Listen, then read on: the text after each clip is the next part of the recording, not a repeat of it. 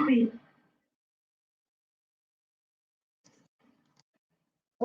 to the stream. We're going to go ahead and see what we can get into. We're going to do a little bit of art with Cynthia Turndridge.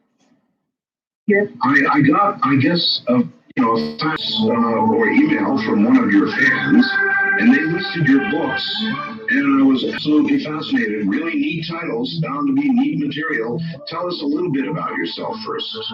Well, I'm a freelance writer and speaker. I have a little bit of a background in history and ancient languages. I've studied over 300 translations of ancient Mesopotamian and Vedic scriptures, Hebrew and Greek scriptures, the Egyptian writings, and extra-biblical books such as Enoch and Prophet. I'm a member of the Ancient Astronaut Society in MUFON. I've done a lot of radio and a few television appearances. I've been on Strange Universe. That's about it. Oh, I certainly know the people over at Strange Universe. Very good people. That show now has been canceled. I know, right after they did mine. Oh, really?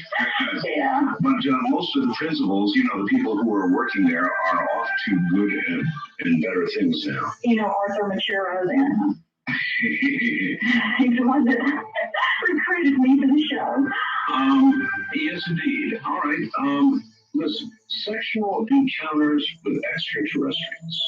Now, I had a woman on my show named Extraterrestrials, and this should make everything that you will say not nearly so shocking. Pamela, I don't know if did you get photographed? No, but I do know who you're talking about. Did she have an affair with a reptilian? She certainly did. Okay, I know another woman that had one. A serious long-term affair. Yes, she did too. And as a matter of fact, she drew a picture of this a scaly guy, and we have it up on the website, which is very interesting. What do you look like? About a cross between a human guy, but I would say more lizard than guy. Yeah, I mean scales. He kind of looked like a man. Did he have hair on his head? Well, let's see here in a second. No, I don't think so. He certainly had green scales, so he was pretty lizard-like. The guy that, the alien that, there was this lady that a truck stop waitress here in Texas, and she also had a long-term affair with a reptilian that lasted about 18 months. My husband actually interviewed her, and she said that he looked like a human man, except for his skin was green and kind of scaly, but he had hair on his head. It kind of struck me like he was like a hybrid between the two. Well, you wrote a whole book on the topic, so what did you conclude from the study you must have had to have done to write on this topic in the first place? Well, I concluded that this doesn't always happen in every abduction scenario, but it does happen occasionally. I think that there's some of it going on for hybridization, but actually I think it's more like boredom on the part of the extraterrestrials. Let's say that they're coming here, they're not bringing their females with them, they're here for a long period of time, they're getting bored. They're like guys overseas. They're like our guys. Well, I was there. So Right. I remember. But I never had to resort to lizards.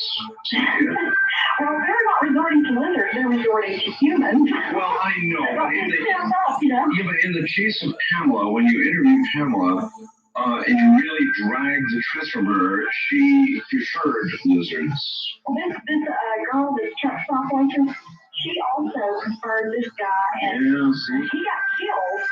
She just went totally crazy. She loved him. He was killed? Yeah, his ship crashed, and then he didn't show up, or he was supposed to meet her for like 3 weeks. And then eventually, 3 of his buddies showed up, and they told her what had happened, and she just kind of went crazy. How, I asked about this, but how did she come to encounter a lizard or the other way around? An ET encounter her, I guess. Abductions? Well, what happened was she kind of lived out in the country in a kind of secluded area, and she said that she kept seeing this light outside her bedroom window at night, and it looked like it was going out in the woods. She got curious. She goes out there, and this reptilian comes out of this ship. There's a landed craft in the woods. they get to know each other. I don't know how, but they do get to know each other. And then she starts going onto the ship. A romance starts. The reason my husband interviewed her was because he wanted to know how the ship operated and how it worked. And she explained to him the mechanics of the thing. It works with tetrahedral. It's like going to a higher dimension. Tetrahedral back. Richard, are you listening? Now he needs to be listening. He needs to talk to my husband. My husband is a physicist, and he wire wrapped the tetrahedron. It's a nested tetrahedron. It's kind of hard for me to explain because I'm not that good in physics. He wire wrapped? My husband did, yeah. He talked to that woman. He took copious notes. She explained that we got to this certain when the thing got to this certain energy level that the ship would actually go hyperdimensional, and that's how they traveled. Oh. My husband wasn't interested in her sexual affair with the reptilian. He wanted to know how the ship worked. I understand that, but I suppose he had to listen to what was said and had to understand how the relationship occurred. So, but that is your area of interest. Right, and I wound up with her notes, so I gleaned what I could out of the notes, and we put the story down, put it together as best we could. How many cases of ET human sexual interaction have you documented?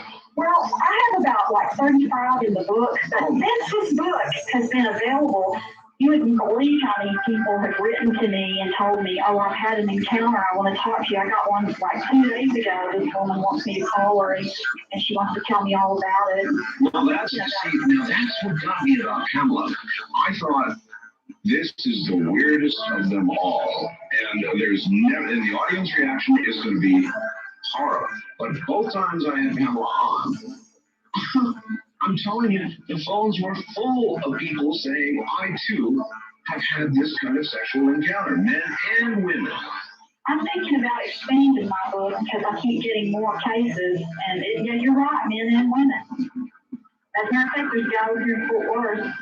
He's had an affair, well, not an affair, just a one-night stand, I guess you'd say, with a tall Nordic female. Oh, a tall Nordic. Yeah. Now, that doesn't sound so bad. This lizard thing bothers me, but the tall Nordics, they might be all right. Well, listen, he said that she was extraordinarily beautiful. What happened to him? Now, this guy, he's real honest. He's a hard-working little guy. He didn't make this up. I met him at a MUFON meeting. How do you know he didn't make it? Because when he was describing the inside of the spacecraft, my husband was taking copious notes again. Of course. And there were things said about the craft that Elvin could not have made up. He wouldn't have known. He doesn't have a degree in physics. Right. Doesn't know how spacecrafts operate, that type of thing. That's why I believed him, and he's so sincere and honest about it. I mean. All right. With regard to the information that your husband gathers, you're currently a team member, I guess, huh? Oh, yes, definitely. All right. Well, when he talks to these various abductees, does he find, this is really a serious question, does he find a common thread in the descriptions of technical devices? Yeah. Yes. Yes. Usually it has to do with the nested tetrahedron and the hyperdimensional physics, which explains how the ship can be in one place 1 minute and then just disappear and be gone. Actually, it does explain that. They've gone to a higher dimension. Richard is jumping up and down about that. Well, he needs to call my husband. Your husband is a physicist. What kind of work does he do? Oh, you're going to love this. It's ties in with my work. He is working with water. He developed a version of the water of life that's talked about in the Bible. And I had written about that in my book, The Holy Bible is an Extraterrestrial Transmission. Before I met my husband, I was theorizing that if we took the heavy water molecules, deuterium, out of water, that might prolong human life. Well, little did I know, 40 miles away in a lab, my husband was doing that. Wow. My husband has actually written a paper. He's created a type of water that is like the water at the moment of creation. It has no information in it. It has no sound frequency in it. How do you create the water like that? In other words, how do you know what water was at the moment of creation or even anywhere near it compared to now? It's called monatomic hydrogen, and it has no information whatsoever in it. It has no particles of any type in it. It has no sound frequencies. It has no information of any type in it. And that type of water is so pure you can't even swallow it because your brain registers that as pure water and it's absorbed in your tongue, by your tongue. Wow. You probably need to have my husband on this show sometime and let him tell you about his amazing, fascinating work that he's doing to clean up the planet. He's going to clean up all the wastewater, the sewage treatment. He oxygenates the water, and that breaks down the bacteria in it. And oxygenating this water of life stuff that he's making also is good for the human body. We've been drinking it now for a couple of years. Oh, you're quite a team. Anyway, remaining with that first quote for a moment, a lot of people are very concerned about this. I mean, About sex, David? of course. For example, are there indications that these sexual unions have produced offspring? Oh, yes. Ron Hawkins wrote a book, and there's a woman in it, I think Kathy Davis was the name they used, and she saw her little hybrid children, and not only her, but there's been numerous other cases where they claim that they've seen a baby that looks like a little cross between a little gray and a human. It's got the wispy blonde hair and the big eyes. Some of the aliens that we're seeing now that people are telling us about appear to be crosses between humans and some type of extraterrestrial. I used to know this girl named Christine Marsiglio that used to work for Bob Hopkins, and she would go through this mail for him, and he's only interested in cases that concern the little gray. Right. She would pull his mail out, and she noticed that she began to get stacks of like the Paul Morris looking aliens I write about. Then there'd be the insect-like, then there'd be the reptilians. If it was anything worse than reptilians, it would be the insects. Yeah, that's I agree. Oh, you do? Yeah, so she was keeping up with all this stuff, and she began to notice that people were also reporting crosses between these various races. You see, it's rather difficult for me to imagine a cross between a human and an insect. Well, if you look at old ancient Mesopotamian texts, when the gods were playing around trying to create man, they used very powerful animals that they mixed them with. You know, they mixed us with like a fish, and that's where that concept of the mermaid came up with, a person's body, you know, being fish at the bottom and the top. The minotaur of I think the Greeks had a bull's body, or they were the human body and a bull's head. And of course, you know, there was a lot of different other types of chimera type creatures like that created. They would just use like the lion's body with the human head on it. Okay, well, this is not an important question, but I've got to ask of the number of cases, because I've always talked to Cameron. The number of cases that you have studied, how many of the human partners found it satisfactory or okay or didn't complain a lot? Well, most of the people liked it. Alvin definitely liked it. It's a Nordic female. And this other, the truck stop waitress liked it. And the most famous case that I really like the most is Antonio Villas Boas. It occurred in 1957 in Brazil. And, well, he was abducted. First, he began to see these UFOs around his house. He was just a Brazilian farmer, and he'd be out working on his tractor and everything, and then he'd see these UFOs. Eventually, he got abducted and taken aboard a spacecraft, and these beings that abducted him, they appeared to be man-like, but they were wearing spacesuits, and all he could see was their eyes. There were about 5 of them. They were about 5 feet tall. They took him on board the ship. They gave him a medical examination. They stripped his clothes off. They sponged him down with like a purple liquid. They took him to a little round circular room, and they threw him naked inside the room. The door shut, and then this gas came in there, and it made Antonio real sick, and he threw up. And after he threw up, he felt better. Well, a few minutes later, this beautiful alien woman comes striding in the door, and she's about 4.5 feet tall. She had She had pure white skin, pure white hair, and she had blood red pubic hair. Her eyes were really exotic and they kind of slanted upward. And after she came in, she began to make sexual advances to Antonio. But he had just thrown chunks. I mean, Well, I guess he said she was the most beautiful little woman he'd ever seen, and he said she had a really exotic smell, and he got, aroused. So he did go ahead and have sex with her several times, but he did complain that she couldn't talk when she made any sounds at all. It sounded like an animal. Along with the barking of the dog. there's a lot of human males who would consider that an asset. He didn't like it though, but anyway, once they had finished having sex, then she pointed at him and she pointed at her belly and she pointed at the sky. Then she left, and then a few. Well, I know what that means. We figured that out easily. You did one. Right. I go home. Right. Then the guys, they came and they dragged him out, and they gave him clothes back, and they took him off the spaceship and left him. And Antonio was never going to say anything about this to anyone if he didn't think he would believe it. But what happened was he got radiation burn somehow, I guess, when he was brought on board the ship or whatever. But he got so ill he had to seek medical attention. And this Dr. Fontes, Brazil, studied the case. He couldn't figure out how Antonio had gotten these radiation burns. But it came to the attention of ufologists here in America, and they. It didn't seem to be related to sexual contact, did it? No, it wasn't related to sexual contact, but something about that spacecraft, probably when they were bringing him aboard, he didn't have a protective suit on or anything. He got the radiation at that time. Rather inconsiderate of them. Yeah, that's how that case came to light. But the thing that I thought was really interesting about this, the fact that... I'll tell you what, hold that. I love hooks. So let's let this be a hook, and we'll bring you back after the break. You've got about 6 minutes. Relax. Cynthia Turnage is my guest. We'll let this one go for a while. Cynthia? Yes? All right, we were discussing a very interesting case in Brazil.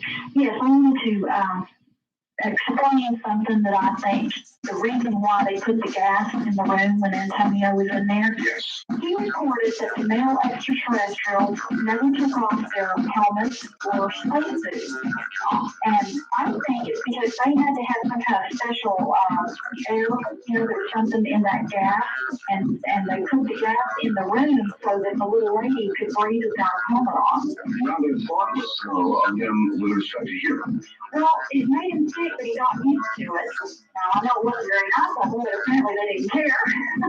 They wanted to scare someone, and they got one. They got one. It's Right. now, aside from the sexual angle of it, I mean, I refuse to believe that people are coming here from many light years away, if that's possible, to have sex with Earth women or men, for that matter. Unless there is a very serious motivation that goes beyond the glandular motivation, and that would be some sort of genetic experimentation. Yeah, Is that what you think is behind it? I think that's behind some of it. I think a lot of it, like I said before, is just they're bored, they're lonely for females. Yeah, that's right. Let's back up a little bit, I guess. You must believe that there are many ETs on Earth now, and that there have been for some time. What do you know about that? I believe absolutely that there's a large number of races visiting Earth, and that they always have, and they always will. And so then, kind of like being assigned to Tula, Greenland or something. The natives, well, not the natives of their land get restless and begin cruising. Well, one of my chapters is called Our Aliens Cruising Earth. That's the first chapter. And I have one called Mars Needs Women. Mars Needs Women? Then We Are Aliens Lab Rats. We are, boy, each one of these deserves some attention. We are alien lab rats. That's where I talk about the hybridization. Let's move back to Mars Needs Women. Okay, let's read about that. Here we are. We've got a satellite orbiting Mars, preparing to take new photographs of what appears to be not a natural thing at Cydonia. a face and other artifacts, pyramids, and you name it, is up there. And maybe we're going to get photographs, and maybe not. So what do you know about Mars? Oh, I know a lot about it. My book, Extraterrestrials on the Moon, is actually called Extraterrestrials on the Moon and Mars. And I have found a face, exactly like the face on Mars, and it's right below it. It forms an isosceles triangle with another face found by Maurice Chabelain. He's a former NASA engineer, and it's a larger, badly damaged face. And also, Maurice pointed out that 1 millimeter on an 8x10 Viking photo is worth 600 Babylonian cubits. So all the distances between these monuments can be precisely measured in Babylonian cubits. And you know anything about Zechariah Sitchin's work, the Mesopotamian deities who are extraterrestrials from the planet Nibiru, they were the ones who used the Babylonian cubit as a measuring system. Well, now, let me stop you. Richard Hoagland, again, I can see his name is going to come up a lot, has done the same measurements, not in Babylonian cubits, but using other means of measurement, and has come up with what I consider to be almost indisputable evidence that there is a mathematical relationship between these artifacts up there. Oh, I agree. I know. I've studied Hoagland's work extensively. I agree with his findings entirely, but I'm just saying that they can also be measured in Babylonian cubits. Just because. What is a Babylonian cubit compared to an inch or a foot or a yard? 18 inches. And it's also the measuring system that the Bible says is used in heaven, and heaven is planet Nibiru. So here we've got, Fiction talked about it in Genesis Revisited, how that was probably a base. Wait, you're getting too far ahead of me. I'm sorry. Heaven is planet Nibiru. Right. How do we determine that? Well, okay, that's where my book, The Holy Bible and Extraterrestrial Transmission, comes in. Sitchin pointed that out in his book. Have you read any? Yes, but I mean, I don't know that I regard. First of all, I've never seen Nibiru. Of course, it has not come back yet. It's on far back. I calculated when it'll leave here, 2060 AD. That's based on the fact that it was last here during the Hebrew Exodus in 1540 BC. If you add 3600 to that, you get 2060 AD. 2060, well, I won't be here. Well, I might be. Actually, I had a doctor on the other night who said, I'll hang in there another 30 years. And he's a scientist, a full MD, that we will be immortal, virtually immortal. Well, I believe that. They've been talking about the immortality gene in cancer and trying to use that to immortalize cells. I can tell you one even better than that, though. A guy here in Texas went over to Iraq before things got too hot to go there. He dug up a clay tablet. Clay tablet had a little file in it, and it said on it, from the abode of a god, or house of the gods. He took a little file and brought it back to the United States and tested this liquid that was in it, and he had to use a dark field microscope, but it had these little cross-like, tiny little things I call nanobots that are so tiny. They're little machines. Yes. And he discovered that those were, if you ingest them, they would repair your DNA on a cellular level. Well, that is the promise of the nanotechnology. That's what it is. And you're saying it's here now. It's called JetLife. You can look it up on the internet. The guy here in Texas, my husband knows him. We're going to go down and talk to him one of these days. There is a slightly inherent problem in the concept of swallowing machines, though. Well, they're so tiny they had to be used, looked at with a dark field microscope. Swallowing. Then you would almost have to mix them in some of your husband's water and down. You do. You have to mix this other stuff with that guy, some kind of crystal stuff. There's a complicated process to use this stuff. How he figured it all out, I don't know. But he is. He's selling it. Remarkable.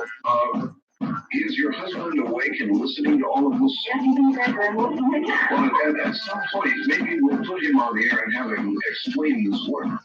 Oh, okay.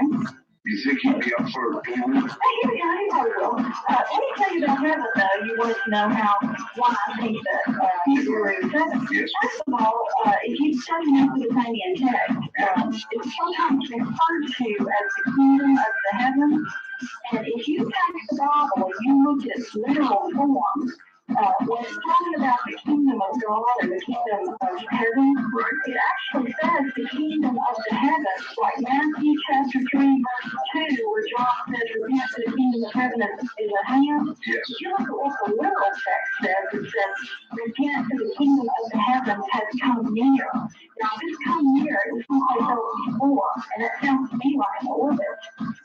It does, doesn't it? It has come And here. well, if you know Hebrew, in the Bible it says God comes from a lamb. The word a lamb means hard firmament or ground. In other words, he comes from a planet.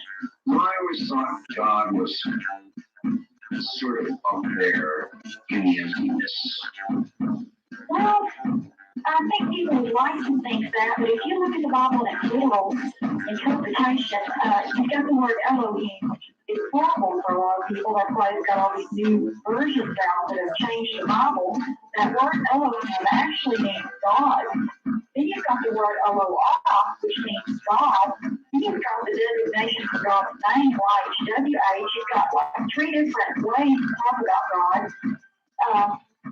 Plus, you've got in the Garden of Eden, creators saying, let us make man in our image, in our likeness, male and female, he created them. This indicates to me a race of pluralistic beings, male and female, related their image.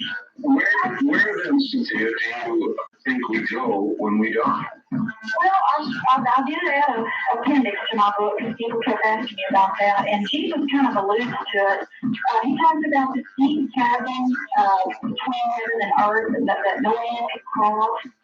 And I think that what he's talking about is the vast chasm of outer space. And when people see, we have the spirit of the gods in us. And I think this is the part about, if you eat from this tree, you will not die. Maybe that's what the Catholics refer to as purgatory. That part of you that is spirit, that has the spirit, the Bavarian DNA or whatever, that part of you goes back to where it came from to begin with, which would be the Viru, their planet. And people that have the near-death experience, they talk about going through this long, dark tunnel, rushing towards this light. The Viru is a light. It's a planet that radiates white light, or reddish light, whatever. They get there, I have a friend, a real good friend that had a near-death experience. This is exactly what happened to her when she got there. There was this planet, and she said there was grass, trees, a river, and her grandmother was standing on a bridge, and she said, you can't come here yet, you have to go back. So she felt herself being sucked backwards, going back through this long, dark chasm. And people never report seeing stars when they're going through that chasm, but my husband pointed out to me that if you're in the vacuum of space, you can't see stars because there's no atmosphere to reflect the light.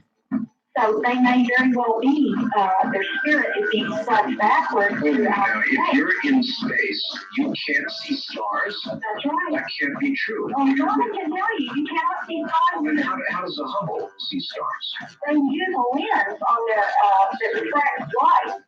That's... That's a lens. But wait a minute, the astronauts, ones who have gone to low Earth orbit, ones who have gone to the moon, ones who stood on the moon, they all said the stars were incredible. However, They were made to say that. come again? Maybe they were made to say that. They had to keep their mouths shut about just about everything they saw on the moon. I've got pictures of UFOs in flight over the moon. There's no doubt about what they are. You do have? Oh, yes, they're in my book, Extraterrestrials on the Moon Mars. What kind of pictures do you There are pictures that were taken by the astronauts. One of them is one of the astronauts standing on the moon. Hovering above him is a round, disc-shaped, glowing white light. And it's casting such a bright light down. It's got him all lit up. The ground is all lit up. Oh, my. Then I have one where there's a UFO. It's a long, white, cylindrical object that's flying over the Terminator on the moon.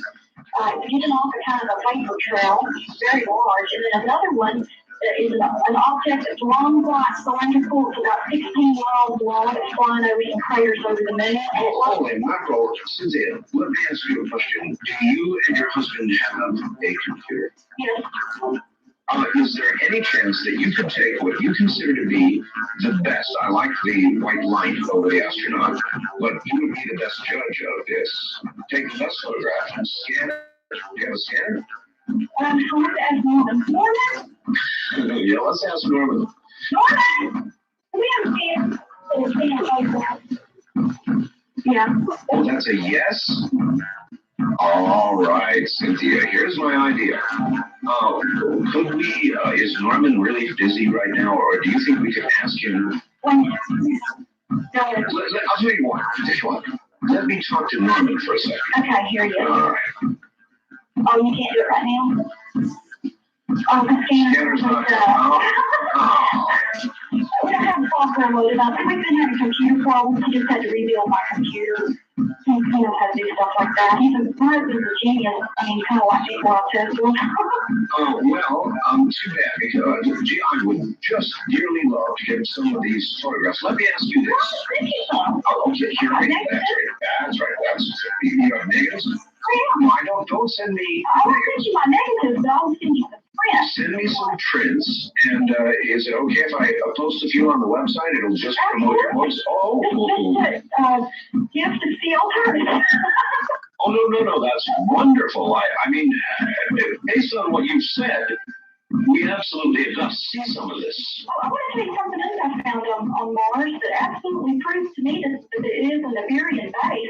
I found a giant serpent's head, and that was the cult symbol of Ea Enki. Really? Right. And plus, on the moon, I found evidence of nuclear war. There is craters. Okay, Tycho and Copernicus have large rays coming off of them, and NASA photographed those with an infrared lens and give them off radiation.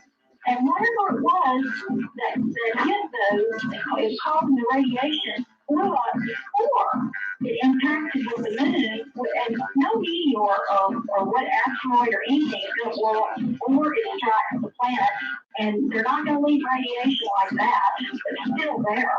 And there is evidence of the solar system war talked about in the Bible. Why would anybody have a war on the moon?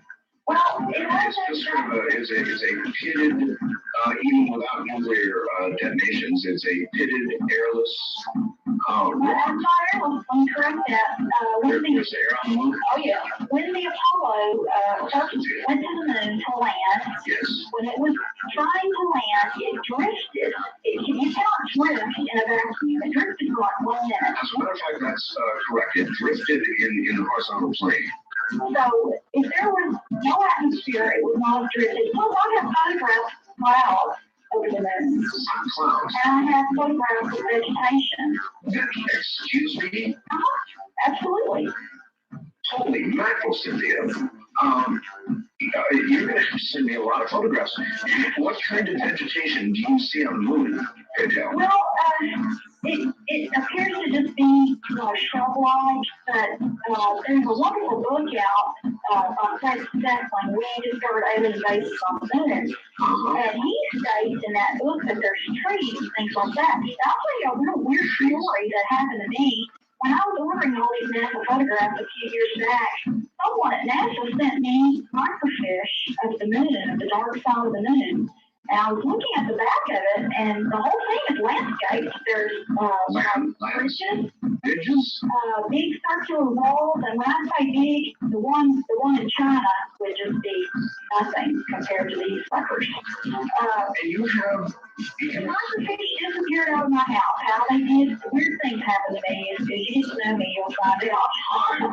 I'm gathering that as we go here. Very strange things happen, but somebody wanted me to see those, and then somebody wanted me not to have them anymore. Men in Black do that kind of job. Men in Black do that kind of job.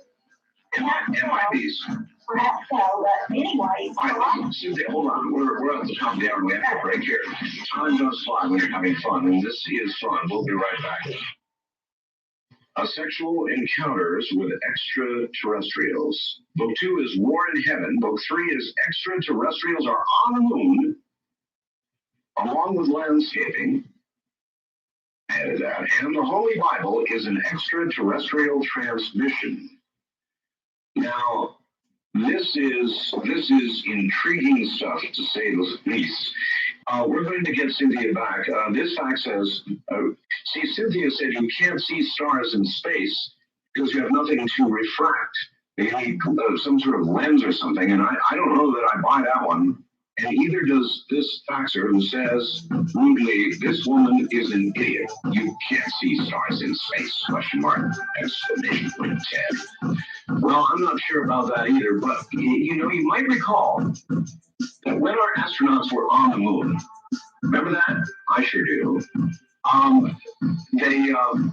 They never did seem to be able to get photographs of stars. Now, the explanation that was given by several of the astronauts that I had interviewed was that the camera, of course, was focusing on the astronauts or on the landscape, and that the aperture, to see the stars. And you can prove that to yourself by taking a good quality CCD camera outside and pointing it at the stars. You will not see stars. What you will see is black. About the best you can hope for is the moon. You will see the moon. You'll be able to take some video of the moon. Anyway, Cynthia is really something else. I think you're going to enjoy her. You may not agree with her, but I really do think you're going to enjoy her, and we're going to get back to her in just a moment. First, I've got to talk. You really got slammed here. That's okay. My husband said to say that that is highly debatable, and I mean, if somebody wants to get upset about it, that's fine, but all the NASA photos that I have, they show astronauts standing on the moon or spacecraft flying over the Terminator. You can't see any stars. Well, that is true, but they give an explanation to that. Oh, no, I heard it. Kevin says it's not worth arguing about because it is debatable, but this is what we think, okay? Okay. So, no big deal. Right. All right, I'll buy that. Please continue with what you think. I'm really, really interested. Can I tell you about some of the other things I found on Mars? You absolutely may. And then, maybe at half past the hour, we'll get the phone lines open and see what people have to say. I have a feeling you're going to say a lot. I found another sink exactly like the one in Egypt, only it has a female face on it. Really? Mm-hmm. That's in Utopia.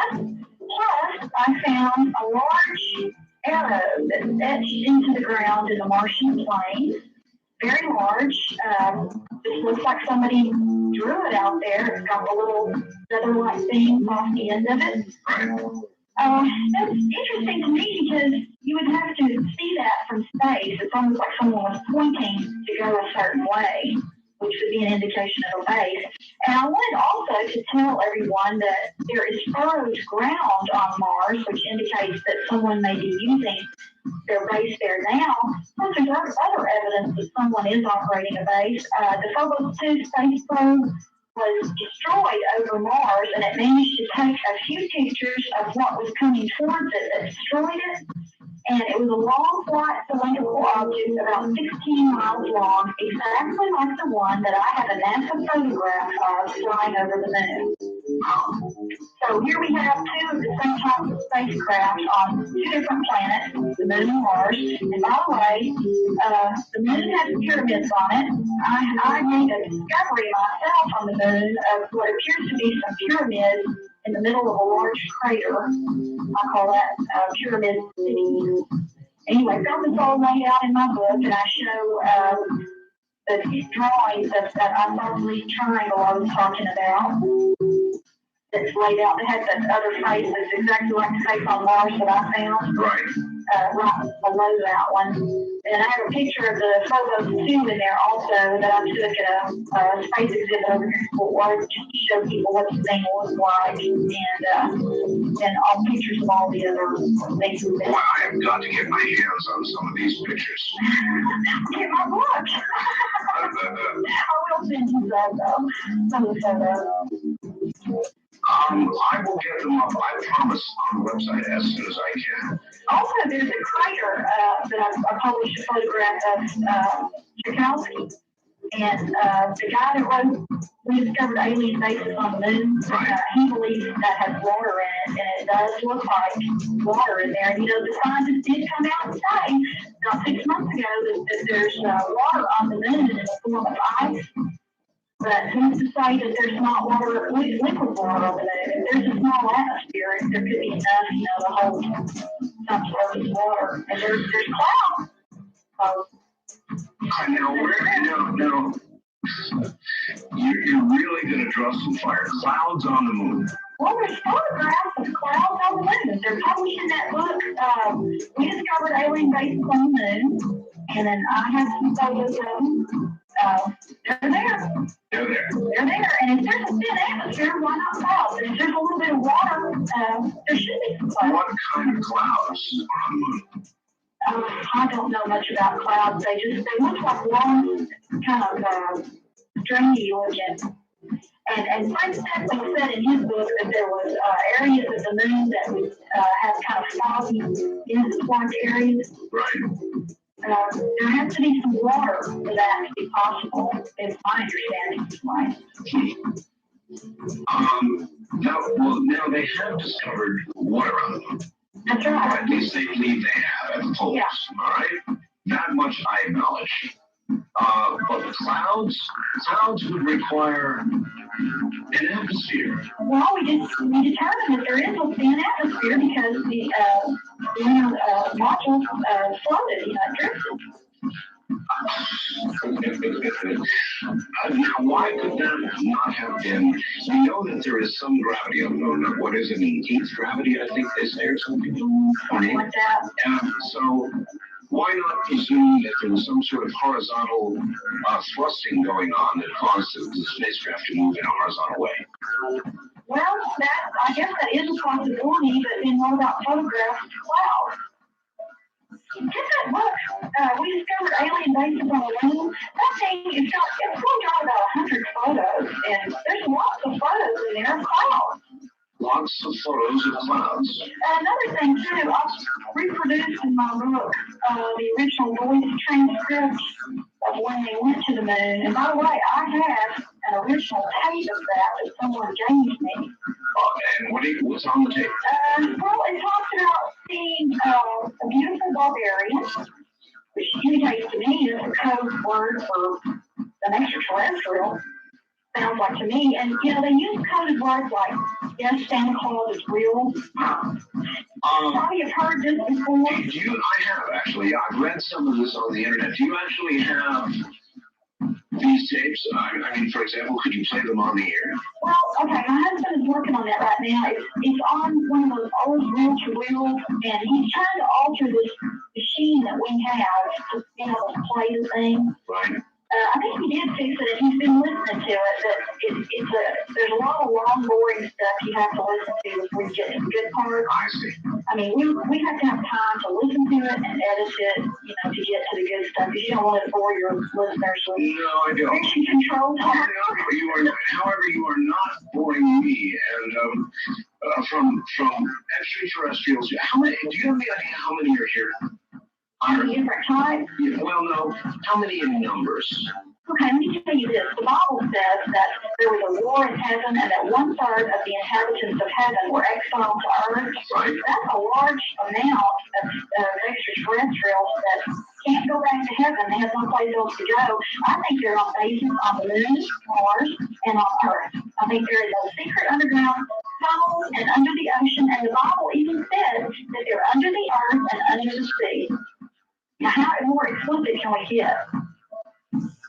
That's pretty explicit. I mean, in terms of numbers, there are 6 billion human beings plus. And our planet's a lot larger than ours, so there could be a lot of them. I mean, they're probably, the majority of them are probably on the moon and Mars, but I do believe there's probably a huge contingency of them. All right, the next important question, and I suppose this would vary depending on the race, but an obvious question is, what do they intend for us? Well, see, there's a war going on. That war in heaven was fought over us because the God of the Old Testament, who I trace back to being the Mesopotamian moon deity Nanarsin, I found a Mesopotamian text that describes how he went back to heaven, staged a military coup, he took over there, he made all gods in heaven to obey him, he used a lightning type weapon, he made everyone on earth to obey him. What I think happened is he went back there, he took over, then the war in heaven took place sometime around the time of Christ because there are some of us beings did not want to give us time life and allow us to go back to the Peru. But the God of the Old Testament, that was his plan because if you study Nanarsin and read the ancient text about him, he really cared for human beings. He really loved them. And when we would get killed in their wars of aggression, he would be very upset about it. Like when they destroyed the city of Ur about the time that he told Abraham to leave. That was done with nuclear weapons that just totally destroyed everybody in that Sumerian region. You know, a lot of the people were killed, and the ones that escaped had to go off to other countries. All right, Cynthia, a lot of people who are listening to you will say the aliens that you're talking about are actually angels. That's right, they are. And that when they mix with human beings and there's offspring, they're Nephilim. Well, okay, that's a good point, and I brought that out in my book. As a matter of fact, it's really good. The word Nephilim, there's two ways to write that. If you write it and you separate Neph and Elim by using a Hebrew character God, that indicates that person is a hybrid, that they are born between the daughters of men, talked about Genesis 6:1-4, and one of the Nephilim, one of those who came down from heaven, because that's what that word means. It means those who came down from heaven. And I find that really, and when you write the name of Jesus Christ in Hebrew, his name was Yeshua. Actually, that's what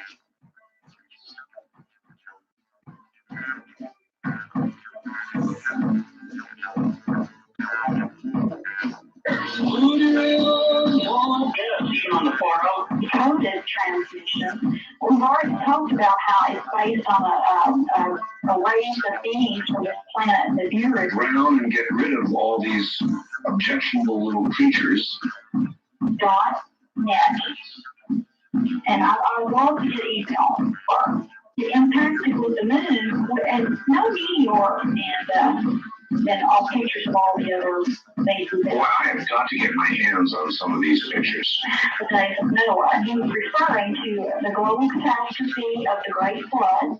Because, see, every third orbit of Nibiru, I believe, one of those global flooding, maybe a pole shift or something like that. Which occurs, how frequently is it? Every 10,800 years, because it'd be 3,600 times 3. You know, that's just about where a lot of conventional science dates pyramids and Sphinx. Right, and Sitchin pointed out in his work that those were built after the flood, and the flood would have occurred about 11,000 years ago, give or take a couple of hundred years. And that works out perfectly with my timetable for the return of Nibiru in 2060 AD. And what do you think will happen then? Well, Jesus said if he didn't come back when he did, no flesh would be saved. I think he was referring to the fact that we were going to have a pole shift, and he talked about how there would be strange signs in the sun, the moon, and the stars, that there would be dismay in the nations and perplexity at what was taking place on earth, and he said the seas would be roaring, and this all sounds to me like the passage of a large body through the solar system, which is Nibiru, and this would trigger off the pole shift. It would trigger off the Great Flood. That's what happened when it came, 3 orbits ago, 10,800 years ago, counting back to 2060 AD. All right, and most people I talk to suggest that a pole shift would bring with it 800 or 900 mile per hour winds. Right. It would literally wipe the slate clean. That's right. And another civilization would have come and gone, namely us. Heraclitus of Ephesus, he said that every 10,800 years, catastrophe destroys mankind on Earth. And he was alluding to these pole shifts and the floods. And then an ancient Egyptian priest also said that there had been many floods, but we remembered only one. And he said, none of you survived but the uncultured and the unlettered. In other words, only people living in real remote areas like up on mountains and stuff, a few of them might survive to come down and repopulate the earth. But those people are ignorant, they don't know anything, so that civilization has to blossom all over again. It makes a lot of sense. If you need to read my book, that book I sent you need to read it because I really put a lot of work into this. Well, the only reason that I generally, I do read books after I talk to guests, but the reason that I don't do it is because of, for example, right now, if you and I sit here and discuss something that we are both privy to because you wrote and I read your book, it leaves the audience out. Whereas when when you're plunging into these things that I don't understand, I stop and ask questions the way the audience would. Do you see what I mean? I see what you mean. I understand that. I'm just saying that now that you've talked to me, now that we've done a show, believe me, I need to read your book. Now, did you send me just one, or did you send me the whole group? I sent you the Holy Bible of Extraterrestrial Transmission, and I will send you more in heaven, okay? And now that I know you're interested in reading them. And I'd like to say that the people who have read my book so far, they love them. And as a matter of fact, you can testify to that because that Michael guy that kept faxing you, he had started a network for me to get other people interested in my book, to get other researchers to take a look at them and see what I've accomplished. Right.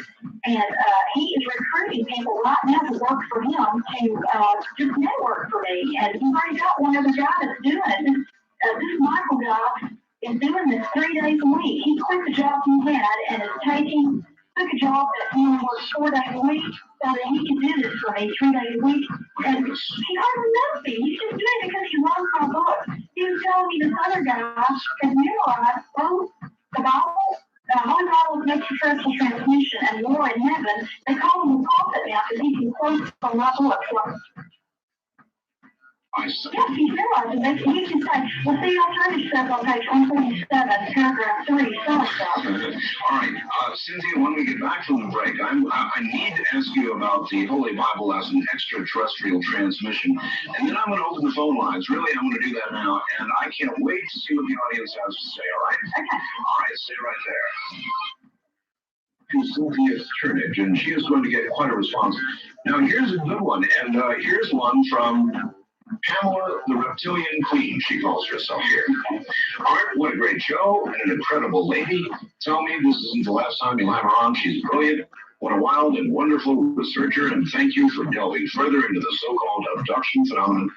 I believe it to be one of the more profound mysteries of existence that we are waking up to, and what a discovery, some answers to the questions that man has longed for throughout history. I hope she has lots of copies of everything all over the country. I can feel them triangulating as I type. Gratefully, Pamela. Now, did you ever interview Pamela? No, I didn't. I was hoping to get a hold of her, so maybe she'll call me or get in touch with me. I have a website, and she can email me, but I would like to talk to her about her case. Can I give out my email? You certainly may. Okay, it's NORMW at fastlane.net. And I love to get email. Oh, you do, huh? I get lots of it, believe me. All right, give it one more time. If you love email, boy, can I help you out. Okay, it's NORMW at fastlane.net. Oh, that's Norm W. at fastlane.net. Uh-huh. All right. Okay, now we are going to go to the phones, and we're not screening calls, Cynthia, so I make no guarantees whatsoever about what you're going to get. Okay. You're going to get, believe me, no, wait, just before I open the lines, they're all ringing anyway, if people want to talk to you. Okay. My fax machine is going berserk. The Bible is an extraterrestrial transmission. We can't go whizzing by that one. I really, before you leave me tonight, I want to tell everybody why I think it's a legal contract and the good news about it. Okay. I mean, right now, the title of the book alone is so controversial, but I've got to know what you're basing that on. That it's an extraterrestrial transmission? Well, it's a series of mathematically coded transmissions. We've already talked about how it's based on a race of beings from this planet Nibiru. It is a legal contract because the word testament, like Old and New Testament, that means covenant. And we know that Abraham had this covenant with God, and then it's extended through Jesus Christ to Gentiles birth. That's what the New Testament means. We also know that in the book of Revelation, there was a special book that was filled with 7 seals, and the Mesopotamian deities sealed contracts with 7 seals. And when that first seal was broken in Revelation, it signified the opening or the execution of this legal agreement. And if you know anything about Michael Drosnin's book, The Bible Code, that's that mathematics. Oh, I do, yeah, I do, yes. Okay, well, that computer code is what I'm talking about as far as the mathematically coded parts of the transmission. Once that was opened, that signifies the beginning of the end times, and it also signifies that one of the 7 seals was broken. In other words, the legal contract was being executed, and this is phase 1 of the legal contract. This is like Jesus Christ not back yet from the Nibiru. He went back to prepare a place for us to get reinforcements to come back to put down the servant section. And in his interim, while he's gone, this Bible code was given to us to save us. If you interviewed Michael Drosnin, he probably pointed that out. I have not yet. I would love to interview him. Well, it's in the book. It's in the book, the Bible code. It says in the coded part, it does say the code was given to us to save us. So this is like Christ's way of saying, even though things are going to be bad until I get back, and there's going to be this war when I get back between the forces of the home planet and the serpent faction here, and plus all that stuff going on in the Middle East has to do with what I'm talking about, and I'll explain that later. But this Bible code can help us because we can get answers. Like it tells us about earthquakes that are going to take place. If we know a huge earthquake's going to hit in Tokyo, we can mass evacuate people during that time. If we know where an asteroid is going to strike, we can try to break it apart with our particle beam weapons in our Star Wars defense system. The whole thing was designed to help us, to save us. I think it's absolutely phenomenal. There's no other book on earth that's coded this way. And I've got the computer code. I know the thing is real. All right. There would have been a million places during this interview so far that I could have stopped you and pressed you for details. But what I'm going to do is let the audience do it instead. And I'm sure each person will pick up on something different. The one thing I would ask the audience is, yes, this is controversial, but be polite. Press Cynthia if you like, but please be polite when you do it. Otherwise, I'll blow you out of here like a bad wind. First on the caller line, you're on the air with Cynthia Turnage. Hello. Hi. I had a problem with I had a conversation before I was Cynthia and but this is actually a film. I just wanted to clarify a couple of things for her. Number one she said in space, I don't know who told her that or where she got that. But there's some of the reasons that we don't telescopes on the mountains is because our atmosphere interferes with our collection satellite. Yeah, that's a very good point, Cynthia. You go high on mountains to lessen the atmosphere. What about that? I'm really sorry that statement upset people, okay? That's what my husband told me, and that's, he was telling me it's not worth arguing about it, the debatable point, but I hope that you won't let that one little thing make you not like me. It's nothing personal. I just don't agree with, I guess more things on national radio that you can't press scientifically and oh, Lord, I wouldn't have a show if you couldn't do that. I know, and I grew up working with the things like from actually, and that's fine, that's totally fine, but I just think it's really irritating. And the other thing is, the way, I don't know if you even look at the news and tell the for yourself, and that's observation, but there is no vegetation on the moon, there is the dark side of the moon. The dark side, I've seen photographs of it, NASA photographs here. Oh, from a lot, I've also seen the microfish, and I have photographs of the vegetation. Photographs from landscape, so very easily. And why would there be vegetation on the side of the moon, all the side of the moon we can't see? Well, that's a good point, but there is evidence of solar system war, and too much radiation on the front side, I don't know. That could be from the sun, that could be from a lot of things. I too have not seen photographs of vegetation on the moon, but I would like to see them. You will see them. Yeah, I would love to go to the website and look at these photographs for myself. Especially landscapes of vegetation. Well, now, when I said landscape, I didn't mean that I had photographs of landscape vegetation. I was saying that the backside of the moon appears to be landscaped from those microfiche that I looked at. But I don't have the microfiche anymore. Really? NASA. That's interesting. I would like to see those sometimes. I don't have them anymore. Yeah, I think that a lot of the information maybe we should just check it out a little bit better some of it, because I'm only 22 years old and I only take basic classes and I know a lot about stuff. Well, she naturally believes this. There's no question about that. Yeah, there's definitely no question about that. And that's she's every right to do that, of course.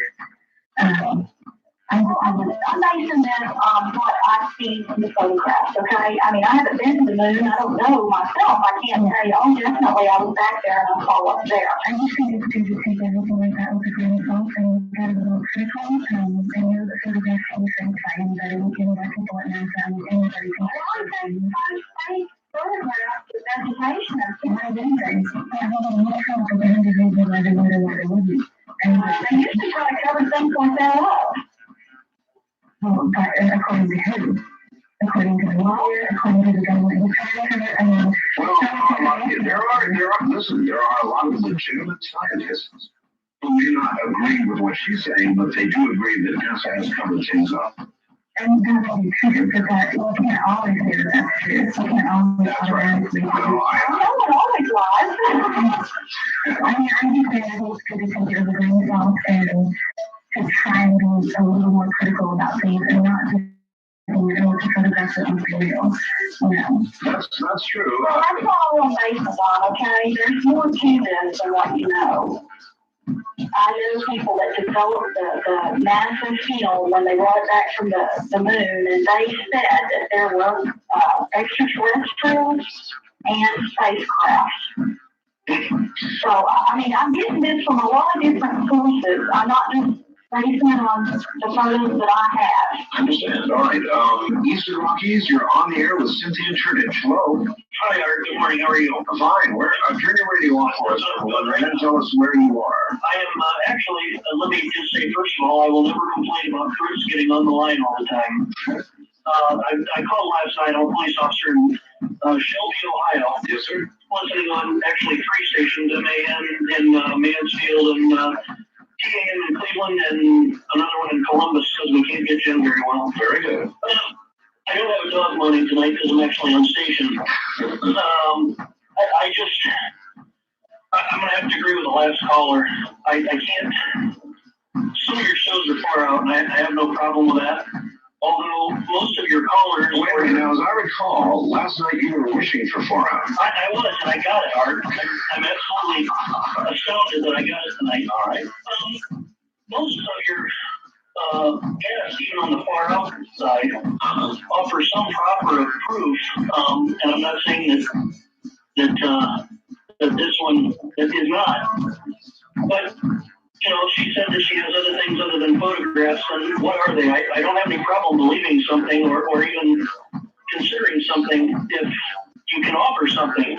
But a photograph of the dark side of the moon, I mean, we all know that vegetation must have sunlight to grow.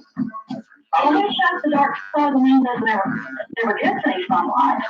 Then why is it the dark side of the moon? It's the dark side to us because we can't see it. Okay. Well, that's a good point, actually. I mean, you claim that... That doesn't mean the dark side of the moon doesn't get sunlight. No, I understand that. But if you talk about things that the government might cover up, and I don't have any doubt of that, why would the government cover up that there is vegetation on the moon? Because that indicates that there's extraterrestrial activity or life there, and they're trying to cover this up. Haven't you read any of Hogan's books? No. I've only listened to the show, to be quite honest with you. But I'm not trying to criticize. You're entitled to your opinion. I don't. Let me just say this, okay? Why don't you get this excellent book called The Monument of Mars, City on the Edge of Forever? Read that. That's Richard's. That's right, Richard Holmes' book. Read that, and then maybe you might understand where I'm coming from on this. No, I understand that. I'm not trying to be strictly critical. I can only compare you as a guest to other guests that I've heard, and some things I find to be at least arguable. I mean, I'm even surprised actually at Art when he went to the break. Some of the things he said he didn't believe, and he hasn't really questioned you on those things either. Well, everybody's entitled to their opinion. I'm not saying that you have to believe what I'm saying. I'm just saying this is what it appears to be to me based on what the evidence that I have collected and put into my book. You can look at it. You don't have to agree with it or believe it. I'm not the only one that's writing books about this kind of stuff. Well, I understand. I'm not trying to argue, and I'm not trying to be argumentative, but I just feel that some of your previous statements, your early kind of unbelievable statements, are akin to saying that because a boat floats on water, man can walk on it. What are you talking about? I'm just saying that you're saying these things that are so outlandish to me, and again, I'm not trying to be argumentative or critical. I'm just saying that you're taking something because the lunar module drifted, that there must be air. It's to me like saying that because a boat floats, you can walk on water. All right. I appreciate the call, and you are going to face some of that. I mean, you've got to realize, Cynthia, that what you are saying is pretty outlandish. I mean, some people, vegetation, landscaping, moon, and all that. I've seen a lot of pictures of the moon, and surely I've never seen even a blade of grass. Because you haven't seen the backside of it. Let me just say this. When Galileo was talking about the sun, wasn't he the one that was saying the sun was the center of the solar system and the earth revolved around it? Yes. He got, tortured and told he was that and everything like that. So it really does. I really don't care what anybody thinks. It's true, and if my audience can torture you, they probably would. But that's okay. That's right. I'm you have to have guts to write the books that I've written, oh, yes. The Holy Bible and Extraterrestrial Transmission. Lots of guts for that. I'm not scared of anybody, and I'm not, I don't care what anybody thinks about me. All I'm saying is that I put all this evidence together. This is what it appears to be to me. I document everything with footnotes, and I show you exactly which books I got my information out of, so that I can present my argument like an attorney who's trying a case. And then a person can look at it, and the people that have all read my books so far, they love them. I haven't had a single complaint. All right. Western Rockies, you're on the air with Cynthia Turnage, Under Siege. Wait a minute, I didn't push the button. There you go. Western Rockies, now you're on the air with Cynthia Turnage. Hi. Hi. This is Tom in Santa Barbara. Hey, Tom. I just wanted to say I think this woman is just about as honest as any of your guests has ever been, if not more. And probably as credible in my mind. She just is less persuasive about the things she says. And to me, I like that myself. Well, I think she is very forceful about what she's saying. Now, when you say persuasive, do you mean that her facts are not presented as slickly or... Yes, in part. And I think that most of the people who are telling somewhat outlandish stories are telling very good stories that when they're all put together, they sound persuasive. And perhaps hers is not quite as polished as the rest of that, and that's the way it should be. Yeah, that's a fair comment. All right, and to CL Turnage, Cynthia, actually. Cynthia, are you ready? What? More of the same. All of these linking lines, all these people who want to talk to you. Okay. Really going nuts here. Okay. All right, East of the Rockies, you're on the air with Cynthia Turnage. Hi. Hello. Hi, Tom. Yeah, I was wondering, back in the 1970s when I got interested in the Bible Connection, there was a show on TV that I remember that a group of college students put the Ark of the Covenant schedule according to the Bible described it. And there was some degenerate, like just, In other words, they reproduce the ark as described in the Bible? Yeah, and God to produce substitutes and electricity and such out radio waves. That's what you're testing anything about that. Yes, I do know about it, and I'm writing a book about the Hebrew temple and the Ark of the Covenant and the costume of the high priest, and how that costume was designed to protect him from that electricity of the ark, and there's a possibility that there was radiation coming out of the ark. And my understanding, the ark was a giant electrical condensing unit. Yeah, and close location, it may have been also a transmitter too. Yes, it was. It was a transmitter, and I'll bring that out in my book. I talk about that extensively because this all ties into what's going on in the Middle East, because when the Jews rebuilt that temple over there, that is to be used in conjunction with the spaceport that was in the Sinai, and they talked to God with that ark. That's how they communicated with it. That's how the high priest could go in there and ask God questions and come out with answers. And I also know that there was ancient, drawings of the Hebrews when they was carrying the ark. This one, they were carrying the ark with bolts of lightning, and somehow the ark destroyed their enemies in front of them. That's right. And if you remember Adab and Abihu in the Bible, they poured a libation on the ark. In other words, they poured liquid on it. Yeah. And when they did, strange fire that could not be quenched came out and killed them. And that sounds to me like electricity. Yeah, it sure does. All right, thank you very much for the call. I would mark that down in the supportive column, no question about it. West of the Rockies, you're on the air with Cynthia Turnage. Hi, Eric. How are you today? Okay, you're going to have to yell at us. You're not too strong, sir. Where are you? Oh, boy, you're really weak. I can't hear him at all.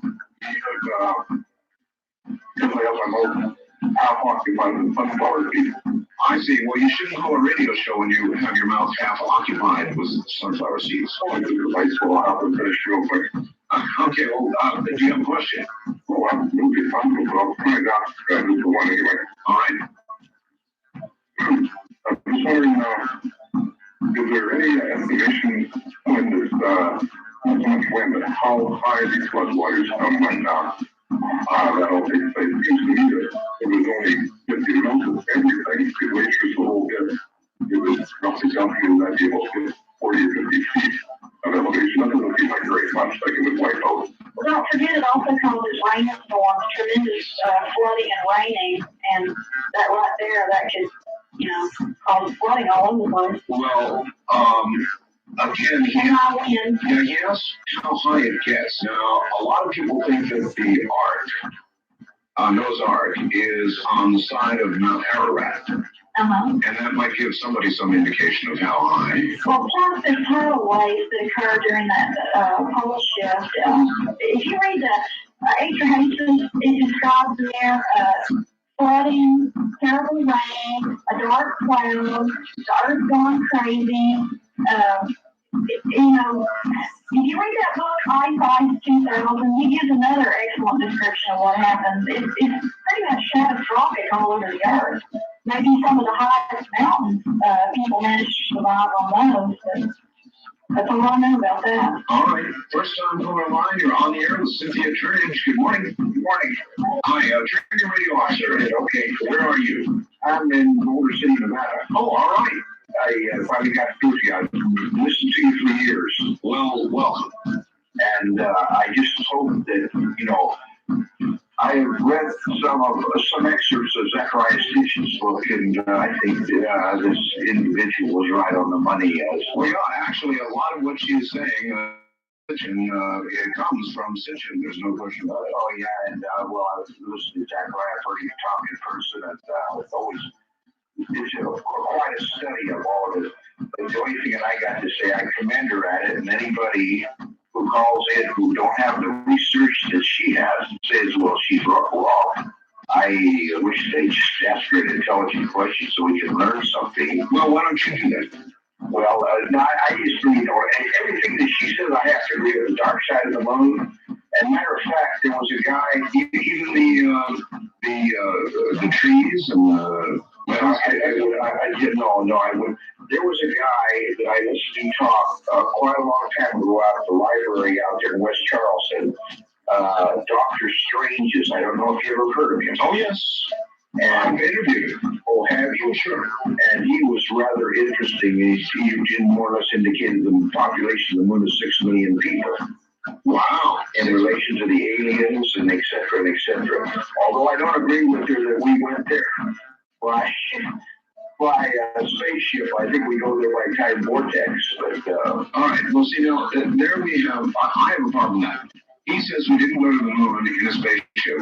Are you talking about our astronauts didn't go? Yeah, he's saying that he doesn't think that we did that, but he thinks 6 million people live on the moon. Well, all I can say is when I was a little girl, I watched those Apollo moon landings, and it appeared that we were going to the moon.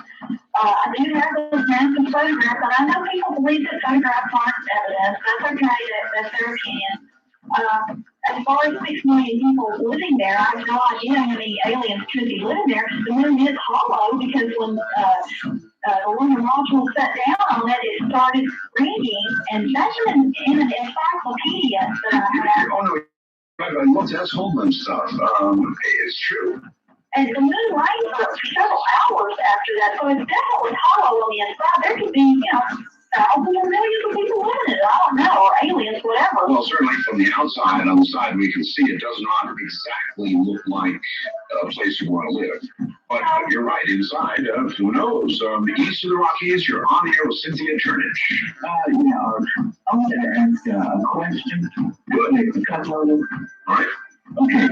I wanted to say that if you were thinking militarily, like you're in an army, that would be the best place to position your troops on the back side of that. Oh, there's no question about it, of course, yes. You position reconnaissance right there, and you go to the back and position both of your main troops. Oh, there's no question about it. Thank you. That has occurred to me. Yeah, and I wanted to ask her if she has ever heard of a planet named Allure. Allure. No, I have not. Okay, I was wondering. Okay, thanks. All right, thank you. So there's a little more support for you. West of the Rockies, you're on the air with Cynthia Turnage. Hi. Hello, Cynthia. I want to ask Cynthia if she's familiar with the ancient expression that which is above is like that which is below. Yeah, I've heard that. Yeah. Can I tell you we could both know the war in heaven? Well, you can interpret that to mean that, the things that are happening here on Earth, human beings, the way we live on planet is the same thing as it is up there. Right. So that's the way I would interpret that. Okay, I think you're a great guest, and I'm enjoying the program very much. All right, thank you very much. Well, she certainly is. You certainly are standing there. And Don't you want to hear about Saddam being the Antichrist? Sure, give us what you got. Well, okay. In the book of Daniel, it talks about a reincarnated Nebuchadnezzar-like figure, and this is mentioned also in Revelation, alluded to. Also, it says that Babylon will be rebuilt, and then God's going to destroy it and punish it when He comes back.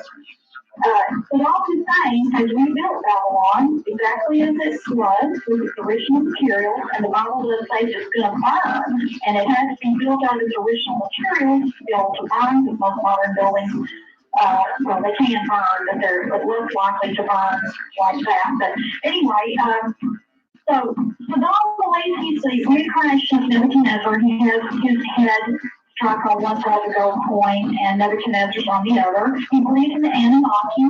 He believes that they're coming back. He's rebuilt the ziggurat that belongs to Marduk, who's the head of the serpent faction, the adversarial forces. Mm-hmm. So you believe he is...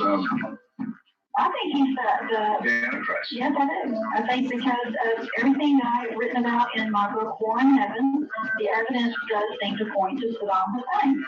See, the controversy that is going on between the serpent faction and the forces of the home planet was played out. If you look in Daniel, Nebuchadnezzar's God was Marduk. And it doesn't say that in the Bible, but I found these ancient texts, Mesopotamian texts, that tie Nebuchadnezzar to the god Marduk. And there are other texts also that indicate that Marduk is the adversary of the Old Testament, of God of the Old Testament. He's Satan. That's what that word means, adversary, Satan. Satan. Satan. So how do you think it'll play out? Well, I think that what's going to happen is the perfect faction is going to appear on earth, because Jesus did say that there would be false prophets that would appear on earth before he came back and not be fooled by them. Right. And I think what they'll do is they'll set up a totalitarian dictatorship here on the surface. They'll get everybody under their global regime. Anybody that won't pledge allegiance to them, they'll institute the mark of the beast, and if you won't take that, then you'll be killed. And by the way, in the Bible, in Ezekiel and Exodus, they use marking systems on humans. In Ezekiel, they marked people that were to be destroyed, and in Exodus, the Hebrews were marked so they wouldn't be destroyed. So they used this kind of system before. All right, Cynthia, here they come. East of the Rockies, you're on there with Cynthia Turnage. Hi. Hello, Tim. How are you? Oh, Tim, you're going to have to yell at us. I can hear you better now. Much better. Okay. I think this is fascinating, and I've been listening to it for some time now, and I agree with what she's saying. But you know, Mars in his book, The Agenda, makes mention of the moon. Certain things about it are unusual, like, for example, that it happens to be just the right diameter and just the right distance to completely obliterate the sun. Isn't that strange when we have, I wondered about that myself, when we have a full eclipse, the moon precisely fits in front of the sun, and what are the odds of that? Right, the same side of the moon always faces us, and that's true. Yeah. It's also a more or less equatorial orbit. It's 1/6 of our mass, and there's no other planet in the solar system that has the sum of all of the satellites that add up to 1/6 of the mass. And it's hollow when it rains. Oh, right. When Apollo, when they went to the last mission that left the moon, they sent the land was directly onto the surface, and they sent it with force. And they said that it is rain for a long time. He said that in the book also. But getting back to the scriptures, I want to make mention of in Genesis, it talks about how the creation was, the 6th chapter of Genesis talks about how the creation was corrupted. And it says that in a couple of different translations that I've seen. And corrupted is an interesting way of putting it. It makes mention that it was corrupted, and that's why God destroyed it. So it seems as though the angels and fallen are doing the same thing here again. Well, you know what? I'm glad you brought that up, because I brought that out in my book, War in Heaven. If you consult the extra biblical book called the Book of Enoch the Prophet, that goes into a lot of detail about what was going on, the political situation here on Earth. And what was happening was those sons of God that had come down and were intermarrying with daughters of men, they were producing hybrids. And those hybrids had in mind to seize military power here on Earth and to go back to Nibiru and live there and intermingle with the population. And the government then of Nibiru did not want that, because our DNA is inferior to their DNA. They didn't want them intermarrying with us to begin with and reproducing, and they certainly didn't like the thought that we would take our inferior DNA to their planet and intermingle. Right, and another mention that too in First Chronicles in the 20th chapter, 6th verse, it talks about the Nephilim, which are the offspring of the Nephilim. Right. These people had 6 fingers and 6 toes. Uh-huh. And giants. That's right. And that comes from Israel. And Descendants of those beings. right, and finally, just a little bit of some information said that Jesus said that in the last day, and so at the time of the shall be in the last times. Well, somebody calculated out that the last time he'll happen to Noah making the ark. Well, and you know what else? I believe there's going to be a fresh intermingling. Since those hobbits were living on the earth at the time of Noah, I think there may already be hobbits out there walking around right now. Maybe a lot of the abductions and things that are going on, and the people that the females are being impregnated or whatever, maybe the fetuses are being altered with some Nibirian DNA put back here on Earth, and they're here for a purpose, for a reason. Maybe at the critical moment when the serpent faction is ready to appear, those hybrids will start doing whatever it is they're supposed to do. Like they're like infiltrated spies here to do espionage and destabilize our society. Right, well, if you're gonna take over a society, you're gonna have some kind of a group that would be willing to work with you, and That's right. That's right. And if you think about this, whenever invading forces in our own Earth history would invade a country, the Romans did this, they would rape the women because they wanted the women to have children that were part Roman so that they would say, oh, well, I don't hate the Roman Empire because after all, my child is part Roman. It makes you have this affinity with your subjugator. that's right, that's true. And you have to have some kind of a group of people that will be willing to go along with it. But I think the good side is going to have their hybrid here too. I don't think it's all going to just be negative because I believe that Jesus Christ does care about us. That's why that Bible code was encrypted into the Bible so we could be using that till he gets here. And I think he's going to have his hybrids here working for him. All right. Fascinating show. Thank you, caller. Cynthia, hold on. We'll be right back. We're at the bottom of the hour. Grab a glass of water or something. And we will continue. This is actually lots of fun. A remarkable woman, no matter what you think of her, and many will have many opinions, she has written 4 books. Sexual Encounters with Extraterrestrials, War in Heaven, Extraterrestrials Are on the Moon, and The Real Clincher in the Holy Bible is an Extraterrestrial Transmission. We'll get back to her. Turn in. Cynthia, are you there? Yes, are you going to let me give out the 800 number where they can order the book? You had better believe it. I was going to make you give it out actually now. So please go right ahead. Okay, it's 1-800-905-8367. And they can get any of those 4 books, or is it just one? The Holy Bible is an extraterrestrial transmission. Okay, that's the only one available right now. What is that? The other one has to come through the bookstore. Okay, are they generally available, Cynthia, in bookstores? Yeah, you can just go in and tell them the title of the book or my name, and they can look it up on the computer and order them that way. Okay. All right, got you. And we'll repeat that yet again. East of the Rockies, you're on the air with Cynthia Turnage. Hi. Yeah, I had one question. No, you're not allowed to call twice in one show, sir. That's a sin. West of the Rockies, you're on the air with Cynthia Turnage.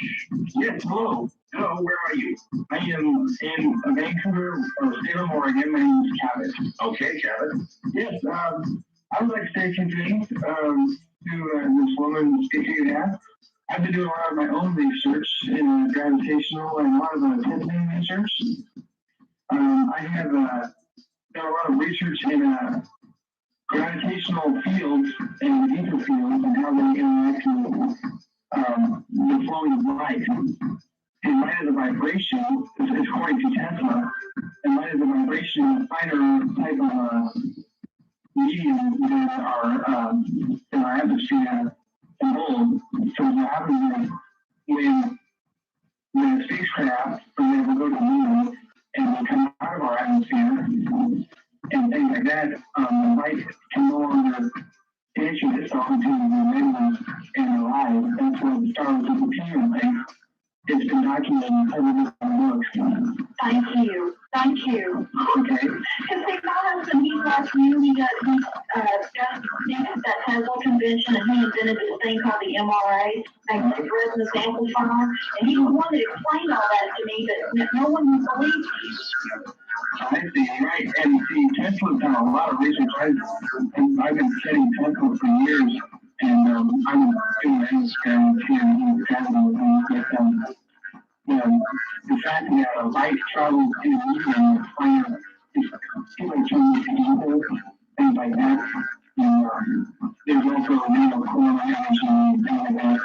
There's been turned around things. However, the light travel vibrations are in the medium, and Tesla actually can tap into that. That's actually the story. And there's one book out there that talk about taking the and that's what I want to bring up that path. Thank you. Yeah, right. Thank you very much for the call, and take care.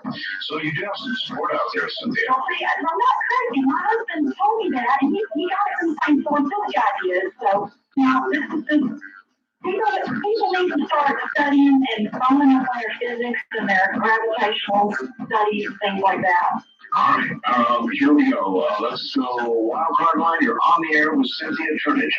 Yeah, hi. Where are you, sir? I'm in Reno, California. I have a comment and a question.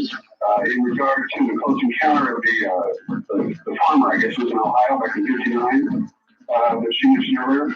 Oh, no, it was in Brazil. Oh, was it? Yeah, it was 1957 in Brazil, Antonio Bills Flores. Well, the comment was a little bit off the cuff. I think I might have dated that white-haired, like, pubic-haired alien at one point.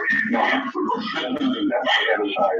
But my serious question would be, given this kind of information, which I'm sort of new to, but I have heard about it throughout, since the 60s and 70s in my hippie days, these connections from the Bible to aliens.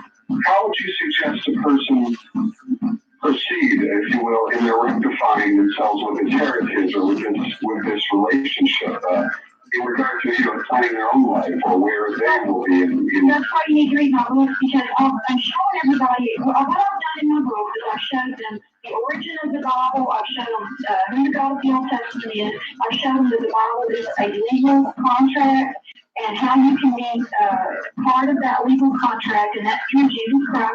It's basically what we've already known, except ministers didn't have the big picture because they didn't look at the text outside the Bible, and you need to do that to really understand the Bible and what it is. And now that these books of Bible code have come out, it justifies what I was talking about as far as the extraterrestrial source of it, because even drawings that this appears to be, from an extraterrestrial source. And we've always known that heaven was not on earth. It was non-terrestrial. But as far as planning your life and everything, just need to read the books to see what's going to happen, and then you can plan your life from there. Yeah, I know there's always been an esoteric interpretation and then the scatters of poetic information about this sort of thing, which I've heard this throughout the years.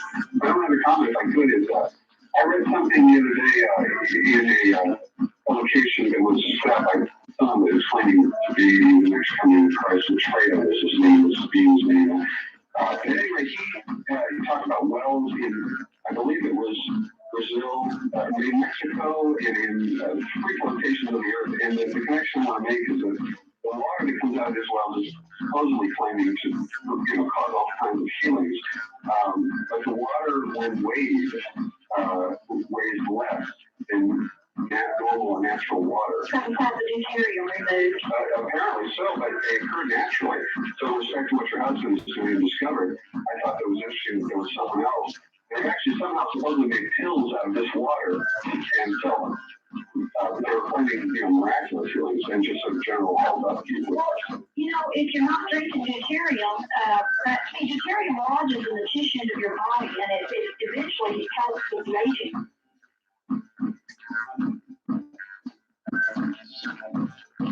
With the aging process, because it damages the organs over a long period of time.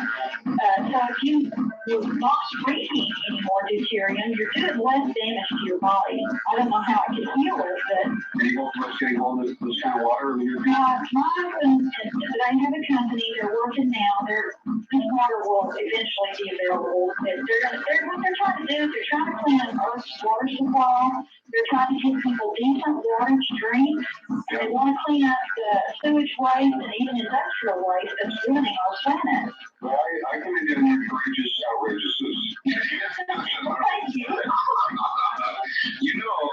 Cynthia, a strange thing has been occurring, and that happens when you allow open line radio like this. And that is, I'm going to be honest with you, at the beginning of the interview, you sounded a little... I'm searching for the right word.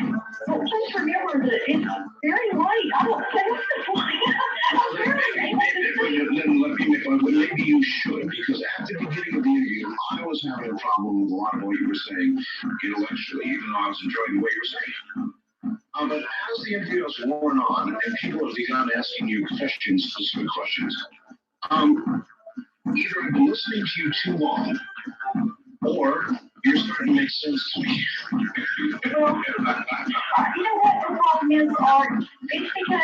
Well, you're saying a lot of wild stuff. That's what's It's wrong. not too bad. I know that I sound very young, but I'm 40 years old. I had a person I wanted to interview the other night, this blind man called up and he said, you sound like you're only about 25. How can you know all this? And I'm just well, I'm 40. That's 50 years. You know, he's right. You don't sound 40, Cynthia. I'm sorry, I don't look 40 either. I look like I'm only about 25. And people don't want to take me seriously, but I can't help it. It's probably the water. I can't help it, you know. I can't age myself. I understand. East of the Rockies, you're on the air with Cynthia Turnage. Hi. It's hello, Art. Good morning. Good morning. Where are you? Good morning, Cynthia. This is Mike in Philadelphia. Oh, hi. Cynthia, I'd like to ask you one question I have for the answer. Do you believe that we're currently in communication with the cosmos as we speak right now? Thank you very much. All right. In other words, in communication, I guess, with others elsewhere, Cynthia. I think certain people on the planet are, definitely. Absolutely. Okay. Could you tell us who? Can't go into that. But you do know. Oh, yeah. Absolutely. People that are being abducted, they're in communication. I understand. It's obvious. Okay. Western Rockies, you're on the air with Cynthia Turnage. Hello. Are you there? Going once, going twice. On first time caller line, you're on the air with Cynthia Turnage. Hi, this is Jamie. I'm calling from Santa Monica, California. Hi, Jamie. And I'm reading this book by a guy by the name of Lawrence Gardner. It's titled Bloodline of the Holy Grail. And what it does is it talks basically about the possibility of Christ having being married and having children and everything. And I was wondering if the possibility of what she's saying about them being extraterrestrials and everything, what would that make Christ direct heirs? These children, they would be hybrids and they would be with children. I don't know anything about that book you're talking about, but I mean, what I have done is I have taken the Bible and what's in that, and I've analyzed it, dissected it, and shown what I think about it. And the other texts that I have consulted are basically texts that were taught into the Bible, like Nebuchadnezzar to Marduk, ties in Daniel. Sufyan ties in with Psalm 82, which talks about the military coup when the God of the Old Testament went back to heaven. And this one was the first time there was a military coup. There's a Mesopotamian text talk about Anu seizing power from a king called Alalu. So this is, not the first time that's happened. So it would be, I was just curious because this directs his lineage all the way down to the British nobility as far as the Queen of England and everything. So it wouldn't make you, do you think it would make them any more maybe potent hybrids? Well, after this much time, I would think it would all be diluted out of there. But a very interesting thing has occurred over here in Texas. Some minister went to the Holy Land and he got some blood samples from that have collected in this cave where the cross was. The Jesus' blood went down through the ground and there's a cave underneath it, and some of the blood is still up there. You can't ever get rid of blood completely. He took that and analyzed the DNA, and he said that the mother was definitely human, but the father was definitely extraterrestrial. Wow. Great, thank you. Thank you, and take care. Wildcard line, you're on the air with Cynthia. Good morning. Hey, Chuck, I have two very practical questions to totally new listeners are wondering. Earlier we talked about having the phone detecting with a boyfriend with us. The first question is, are the sexual organ the same as the human being? So, is the texture those are like, because every time there's a song. The second question is, are the many guys who talked about some of these things as insects, like, but I never listened to a show where you describe the other. We're talking ants, and All right, we'll get right to training matters. That's what they say they look like praying mantis. But back to the sex organs, the girl said that they're exactly like human males. And reptiles, I don't think they have scales on the actual organ itself. So I would think that would be the case in the reptilian.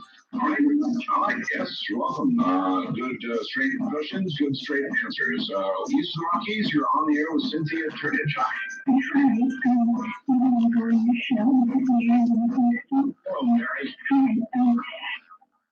Several years ago, we tried with I took my daughters to the Mormon Tabernacle again, and the guy who showed us everything, talked to us in depth about some of the beliefs, and she told us that they believe that when higher Mormon people die, they go to another planet as the rulers.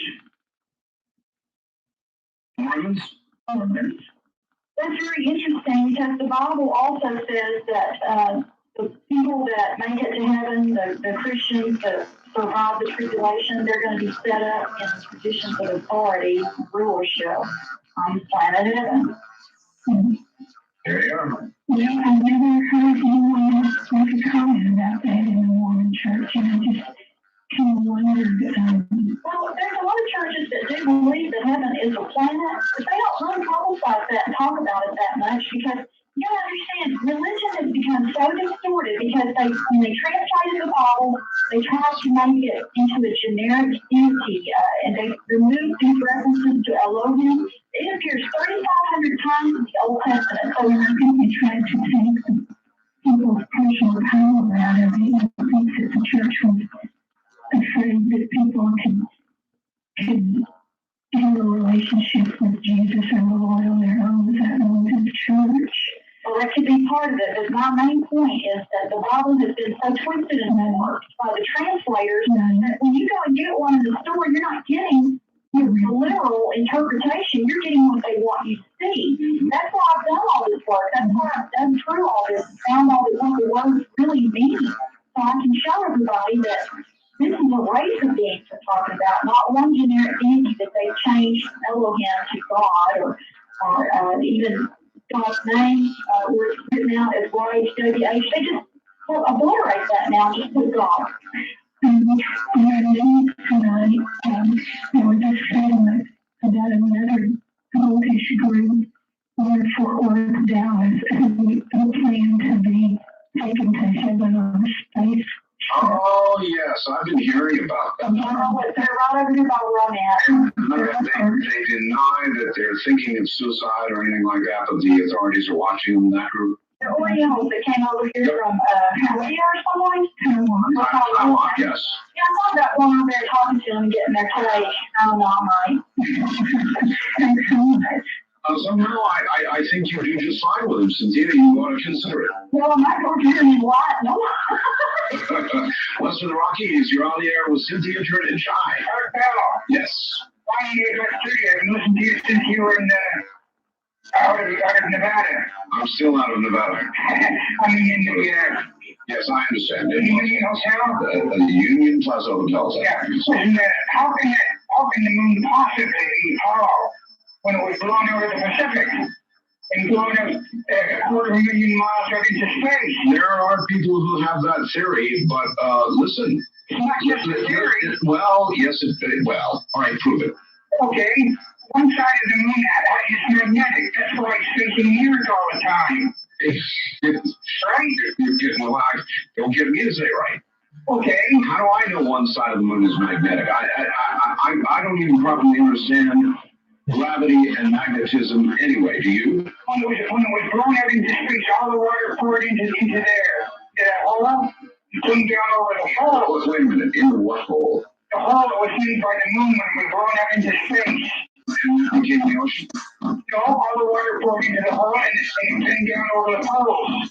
That's what I'm saying, that became the ocean. And it came down as ice and snow. The snow is 40,000, ice and snow is 40,000 feet high on the poles.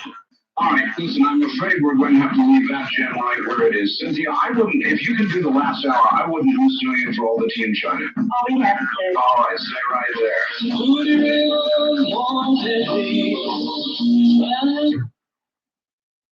this is interesting, coming at you, Cynthia. Listen to this. Art, I've never read your guest books, but many of the facts, in quotation, she's talking about just don't pan out, although there are some clouds visible in a few lunar photos. He admits that. There is not enough atmosphere for them to drift. Now, in my opinion, in for a penny, in for a pound. In other words, he admits there are a few clouds on the moon. In for a few clouds, in for a thunderstorm. I mean, I would have said there's not a chance there's a cloud on the moon. You said there was. I kind of rolled my eyes a little bit. But here, some fellow in Georgia is coming at you and saying, all right, there's a few clouds, but not enough for them to drift. Come on, folks. Either there are clouds or there aren't. And if there's clouds, there should be enough atmosphere for the limb to drift. And I'm not the one that said the limb drifted. The Apollo astronauts have documented that it drifted. Well, it moved in a lateral fashion.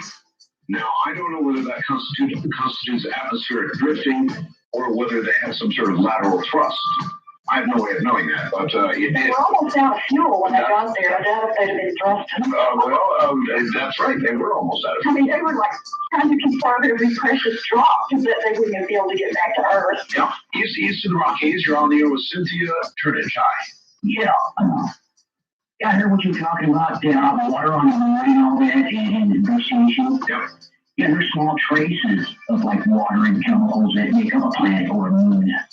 Yeah. And all these elements always, collide with each other. Asteroids too, And it's pretty interesting what that lady has to say. She's a real good talker, Well, she's right here and she's listening to you.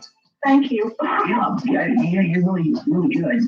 At first it sounded a little different what you had to say, and then it got really interesting, like everybody thought you do. That was really good. Well, I hope everybody will take into consideration that it's the middle of the night, I haven't had any sleep, I'm not at my best tonight.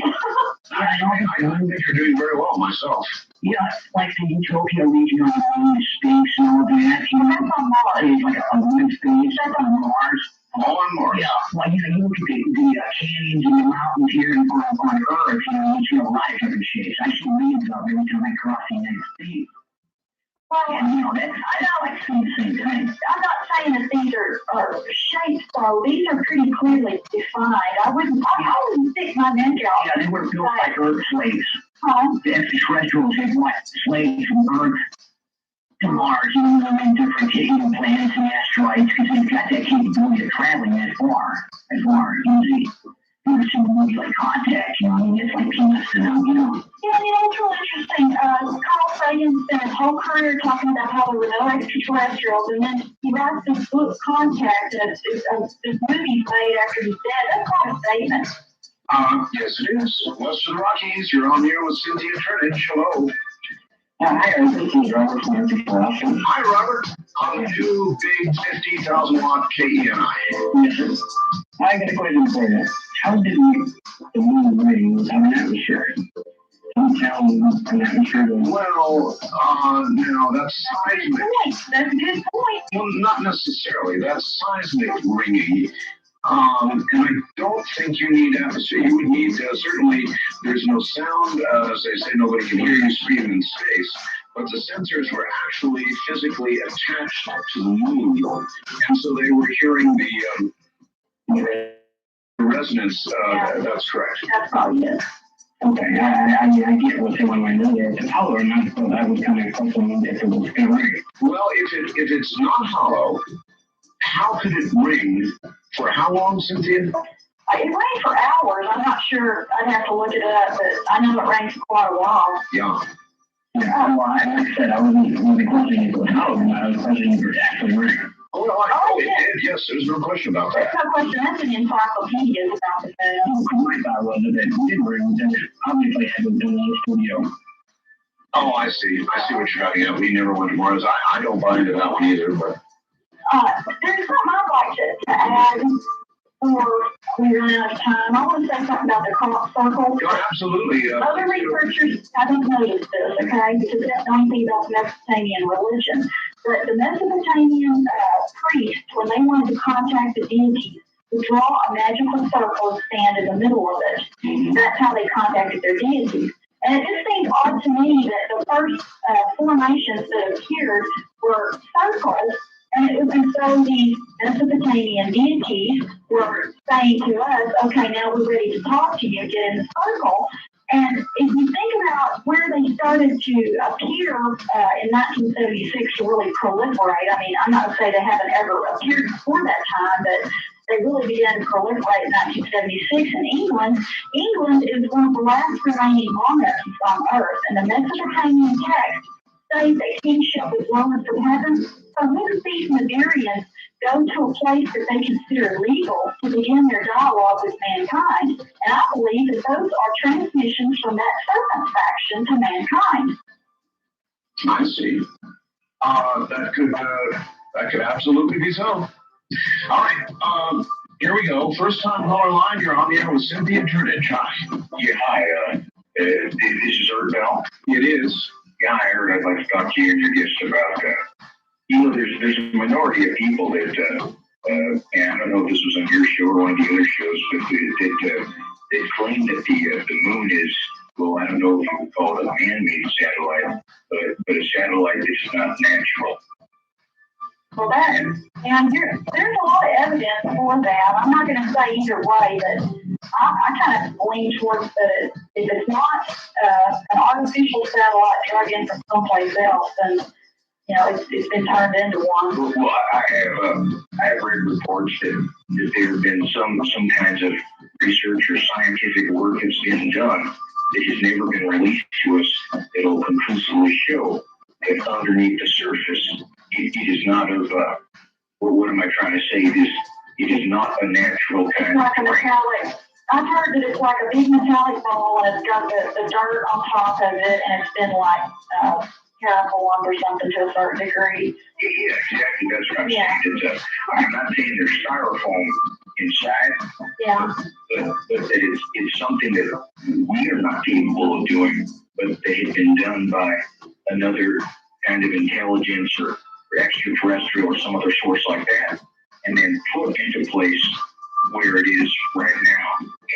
And I want to know where is all the commentary about this particular issue, because it turns the whole thing just upside down, so that we're looking at it standing on our heads. The whole point that I've been trying to make during this whole thing is that the information has been withheld from the public from day one. I mean, there is a government cover up about the existence of extraterrestrials and UFOs, and I know that just recently, I think it was in Arizona or New Mexico, there was a sighting of this large triangular craft that Phoenix, Arizona. Oh, Phoenix, okay. Yeah, and that lasted for 45 minutes. People came out with their video cameras, they recorded the thing, and yet we don't hear this on the national news. We don't hear much talk about it.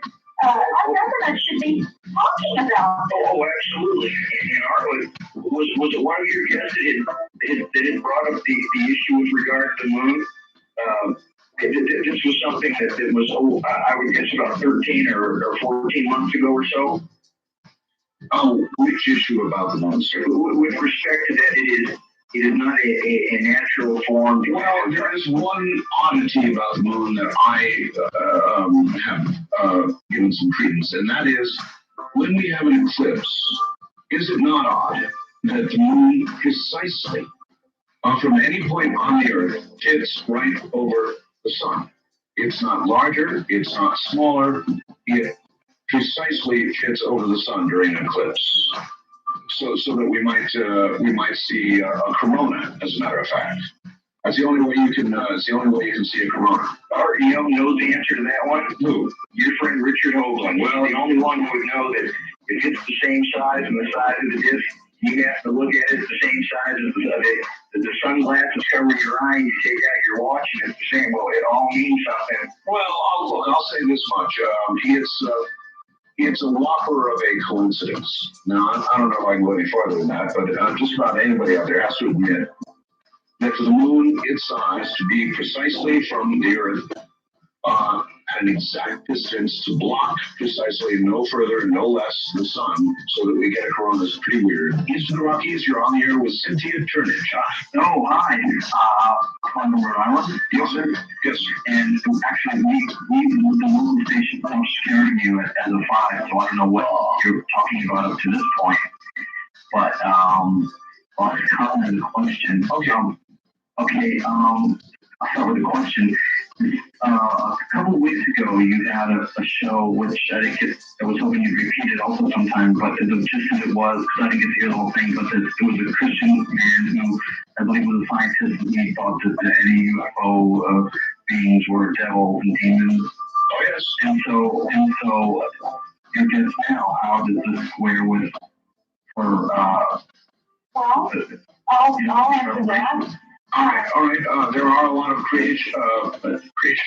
There are a lot of creationists who believe exactly that. I had one on the. What do you think, Cynthia? Well, I think that in a way they're right. That the aliens that we're seeing now, most of them are likely members of that Southern faction, which means that they would be to the fundamentalists, they would view that as being demonic or whatever. Actually, those beings are all physical beings that look like us. It's just that they're members of the adversarial faction. That's my take on it. I'm not going to say that every alien that visits Earth is bad because, first of all, there's a verse in the Bible, Ephesians, something other, I can't remember now the exact thing, but it does say that there are principalities and powers that are watching what's going on Earth right now.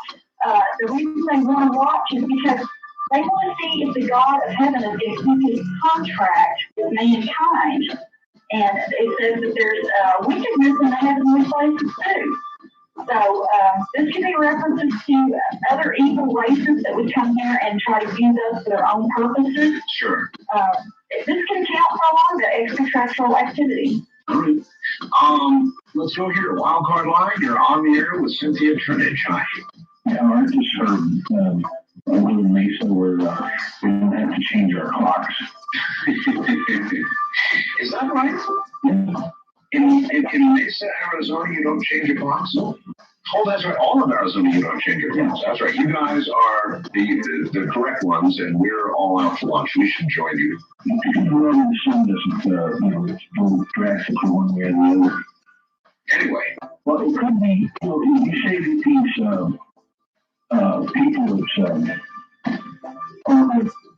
the ones that are different. It could be that they come out at night. Nocturnal? Yeah. There's a lot of, I've been talking to some of these people that, run A&Ps, and they say, well, the people at night. Well, there's no doubt about that. They say, some people they don't even see in the daytime. Cynthia, what is your take on reincarnation and how this fits into the scheme of the different cultures and the fact that it's been taken out of the Bible? I believe in reincarnation. You do? There's just a lot of evidence that points towards it being true. There's a lot of cases like over in India where people have been reincarnated and little kids, and they're actually remembering when they were an adult. They want to go back and see their family and everything. Sure. It just seems so strange to me that some little 5-year-old kid can remember when he was married to this woman and knows exactly where she's at. You know what? I also think that I believe in reincarnation. That'll get me in a lot of trouble. Cynthia, hold on. You've done very well. We've got 30 more minutes to do. You'll make that the cakewalk, all right? Okay. Stay right there. Cynthia Trinidge is my guest. We'll be right back.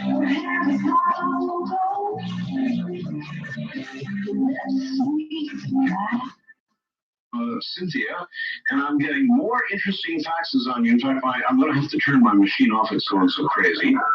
Somebody here compares you to a Christmas turkey stuffing, which I won't repeat. Others absolutely love you. It's running about 50-50 on the fax machine. Here's somebody who's nice. Says, this lady seems to be a very sweet and personable Fruit Loop. So listen, not to worry. It's running about 50-50. Others are saying you really are sweet. You know what you're talking about. These people don't. They simply have not been exposed to this material. And there is a lot of that. Cynthia, you're saying a lot of things to people they've never heard before. They're not mentally prepared for it. And so what they do is reject it or get angry. It's okay. it doesn't really matter. The fact is, I've won 50% of the people. I feel like I've got a victory going here. Well, it is a kind of victory. Here's one. My question is, if you can't have vegetation without light, then how can there be plants on the moon? Now, the factor is wrong. You can have vegetation without light. Witness mushrooms and all kinds of other things that grow without light. Well, there's also some debate about whether or not the moon gets light on the back. I mean, it is possible that it could. Well, it could certainly get some kind of reflective light, I suppose. Yeah. I don't know. All right, east of the Rockies, you are on the air with Cynthia Turnage. Hello, Hello there. Where are you? this is Jeff. I'm from Minneapolis, Minnesota. Yes, sir. And I might have a simple explanation for the clouds. Could they not possibly be dust from meteor or strikes or anything like that? Since there's not that floats for a long time in the atmosphere. well, you were mentioning that there's a slight gravitational field that it could get caught in. Well, I don't know that much about physics, but I don't think dust could float in a vacuum or be suspended above a planet for any period of time. Art, help me with that. Thank you, sir. Explanation. I can't help you. I don't know myself. It just doesn't sound logical to me. I mean, nothing else is able to float suspended above, the planet in a vacuum. So My guess would be that without, of course, you are saying there's atmosphere. So if dust was there without atmosphere, just academically for a second, the gravitational attraction of the moon would eventually cause it to settle. Right, that's what I'm thinking. And it would float and be photographable. Or if the meteors burn up mostly in our atmosphere, or something was hit hard enough there, you're going to have dust that's going to be floating out into space. Right, but eventually, as I said, it's going to settle back without atmosphere. If there is atmosphere and there's clouds, then you could have dust. You know what's amazing to me, Art? What? I've said that God is an extraterrestrial. I haven't got one single phone call of anyone angry or upset about that. They're all worried about the clouds and the vegetation on the cliff. It's great. Yes, I know. I thought I was going to get crucified over my Bible material. And Yeah, I thought you were too. Well, that chose to go yet. West of the Rockies, you're on the air with Cynthia Turnage. Good morning, Art. Good morning. Would you like to crucify Cynthia about her God as an ET? No, it's more about her space physics. all right. Her winter stuff. Okay, first of all, just because it's raining doesn't mean it's hollow. Because there's so little atmosphere on the moon.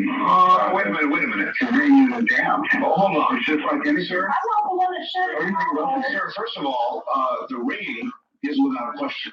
Right, and it's not. That doesn't mean it's hollow. Everything resonates. If you take a solid metal ball and you thump it, it does not continue to resonate. Well, it goes soft. No, everything has a resonance. Everything. Yes. It may be more complex, it may be less complex. Yeah, but hours and hours. Look, this is not wild. Can I move on to something else? Please do, because it's well documented. Yeah, I agree, but it's nothing unusual. It never means, well, anyway, as far as clouds go, right on the back, of course there's right on the back. There's a far side of the moon, there's a dark side of the moon. What was that? I'm sorry, I'm happy. There is a far side of the moon, there's one side faces us, but the phase changes all the time, so half the time the other side is lit. That's right. You're right about that. I said I need to do that. I need to do that. Okay. That's why the vegetation and the all the rest of it ought to be seen. I think as far as clouds go, I think there is one explanation for that, and that's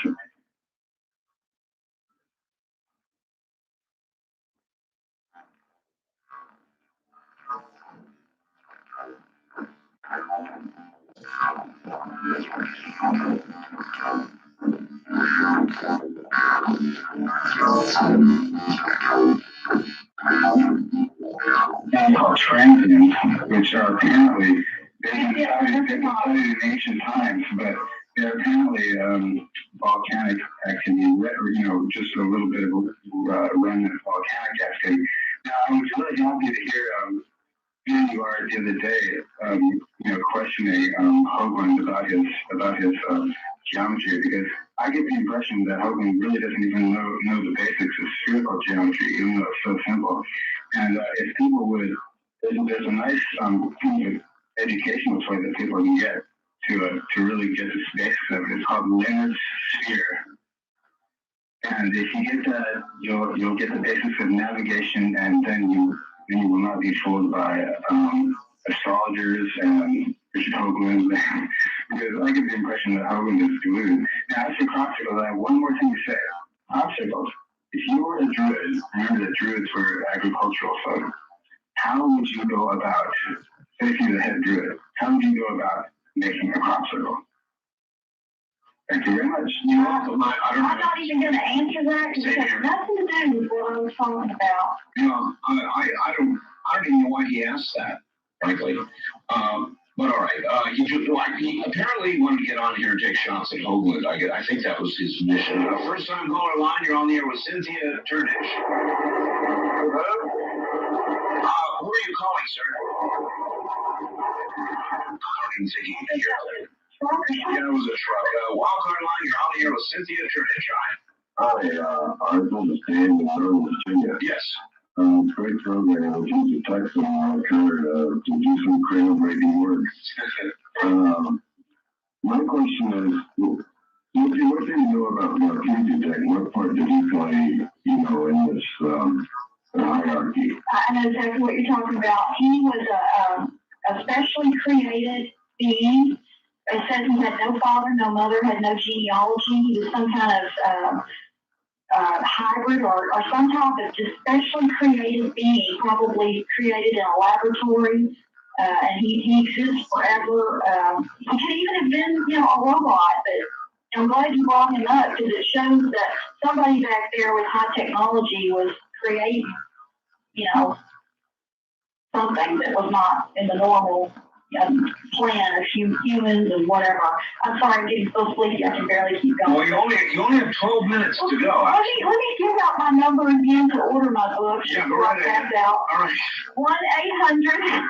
1-800-905-8367. You got a big, thick, beautiful Southern accent. You better do it again slowly.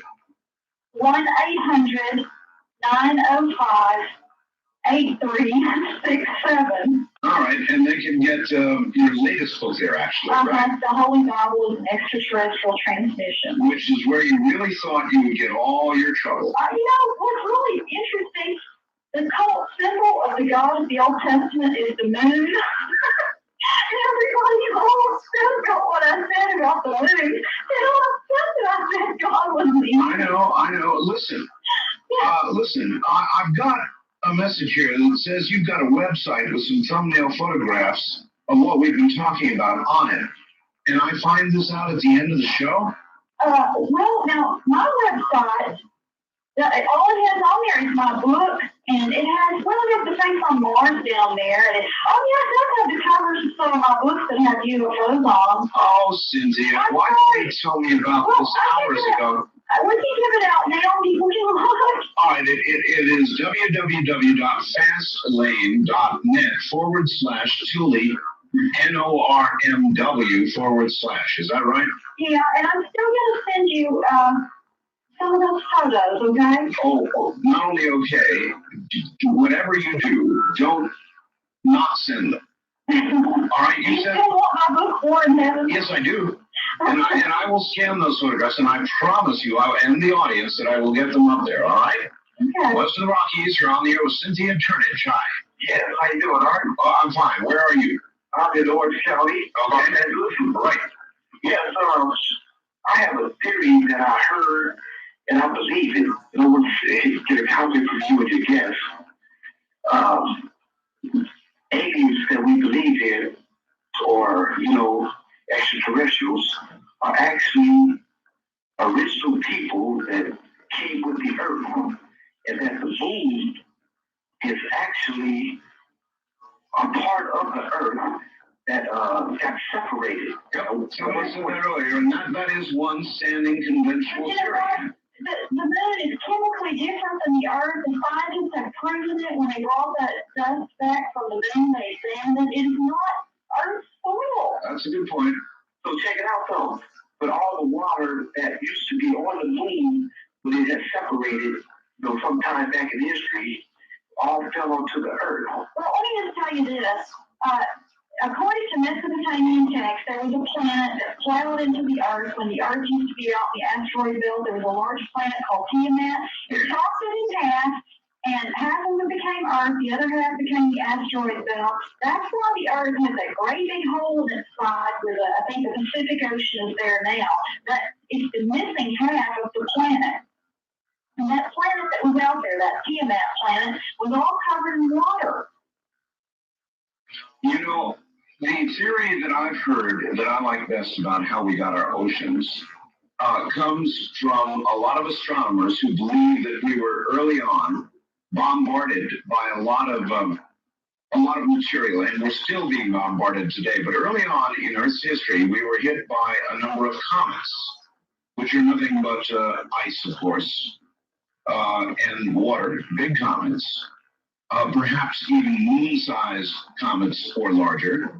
And they account for the water. A lot of it was disseminated into the atmosphere and then fell as rain.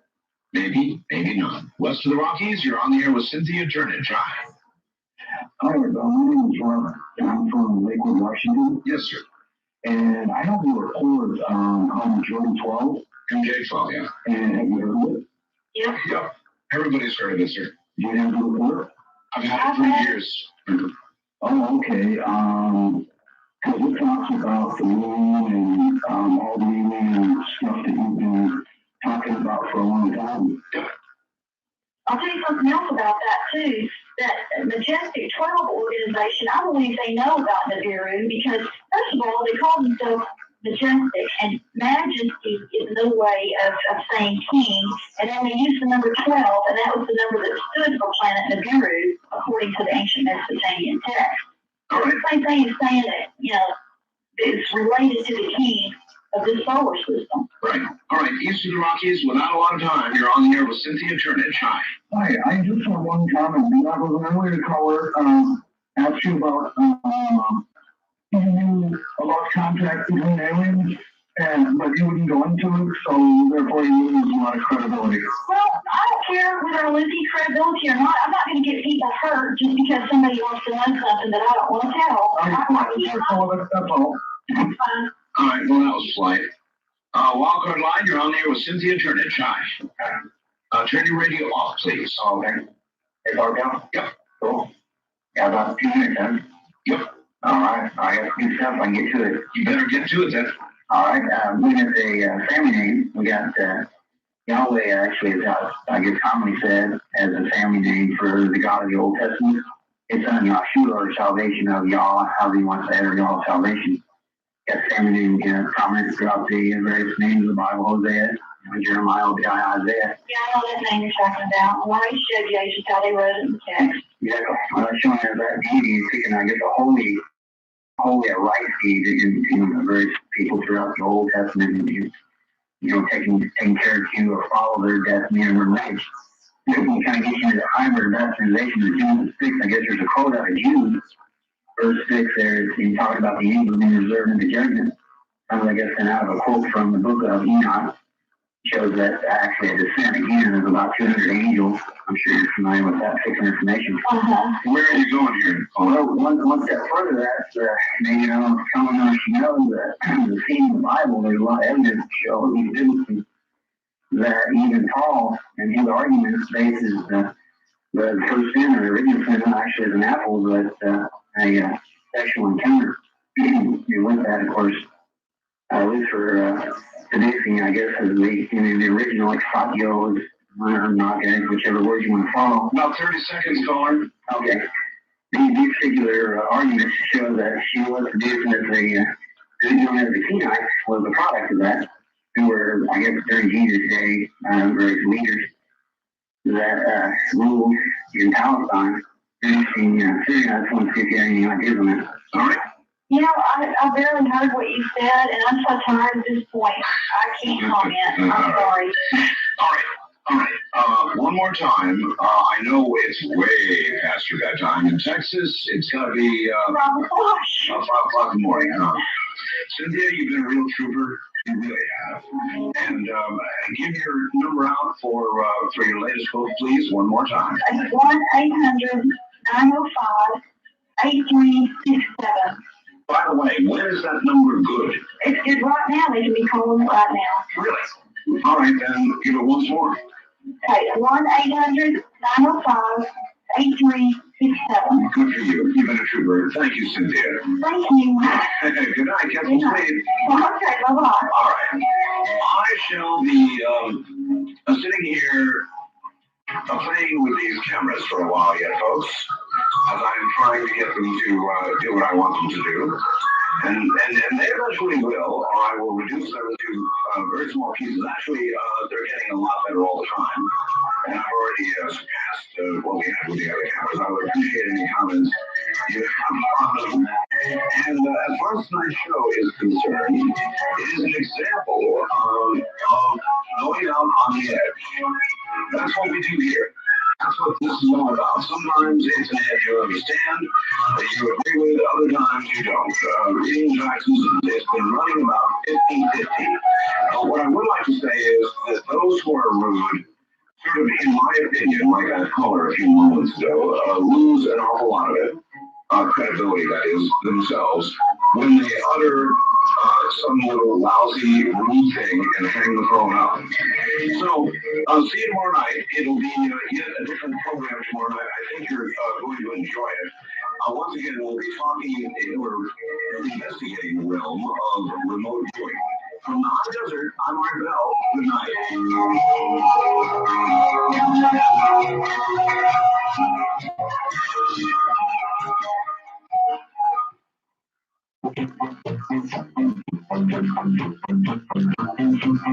night.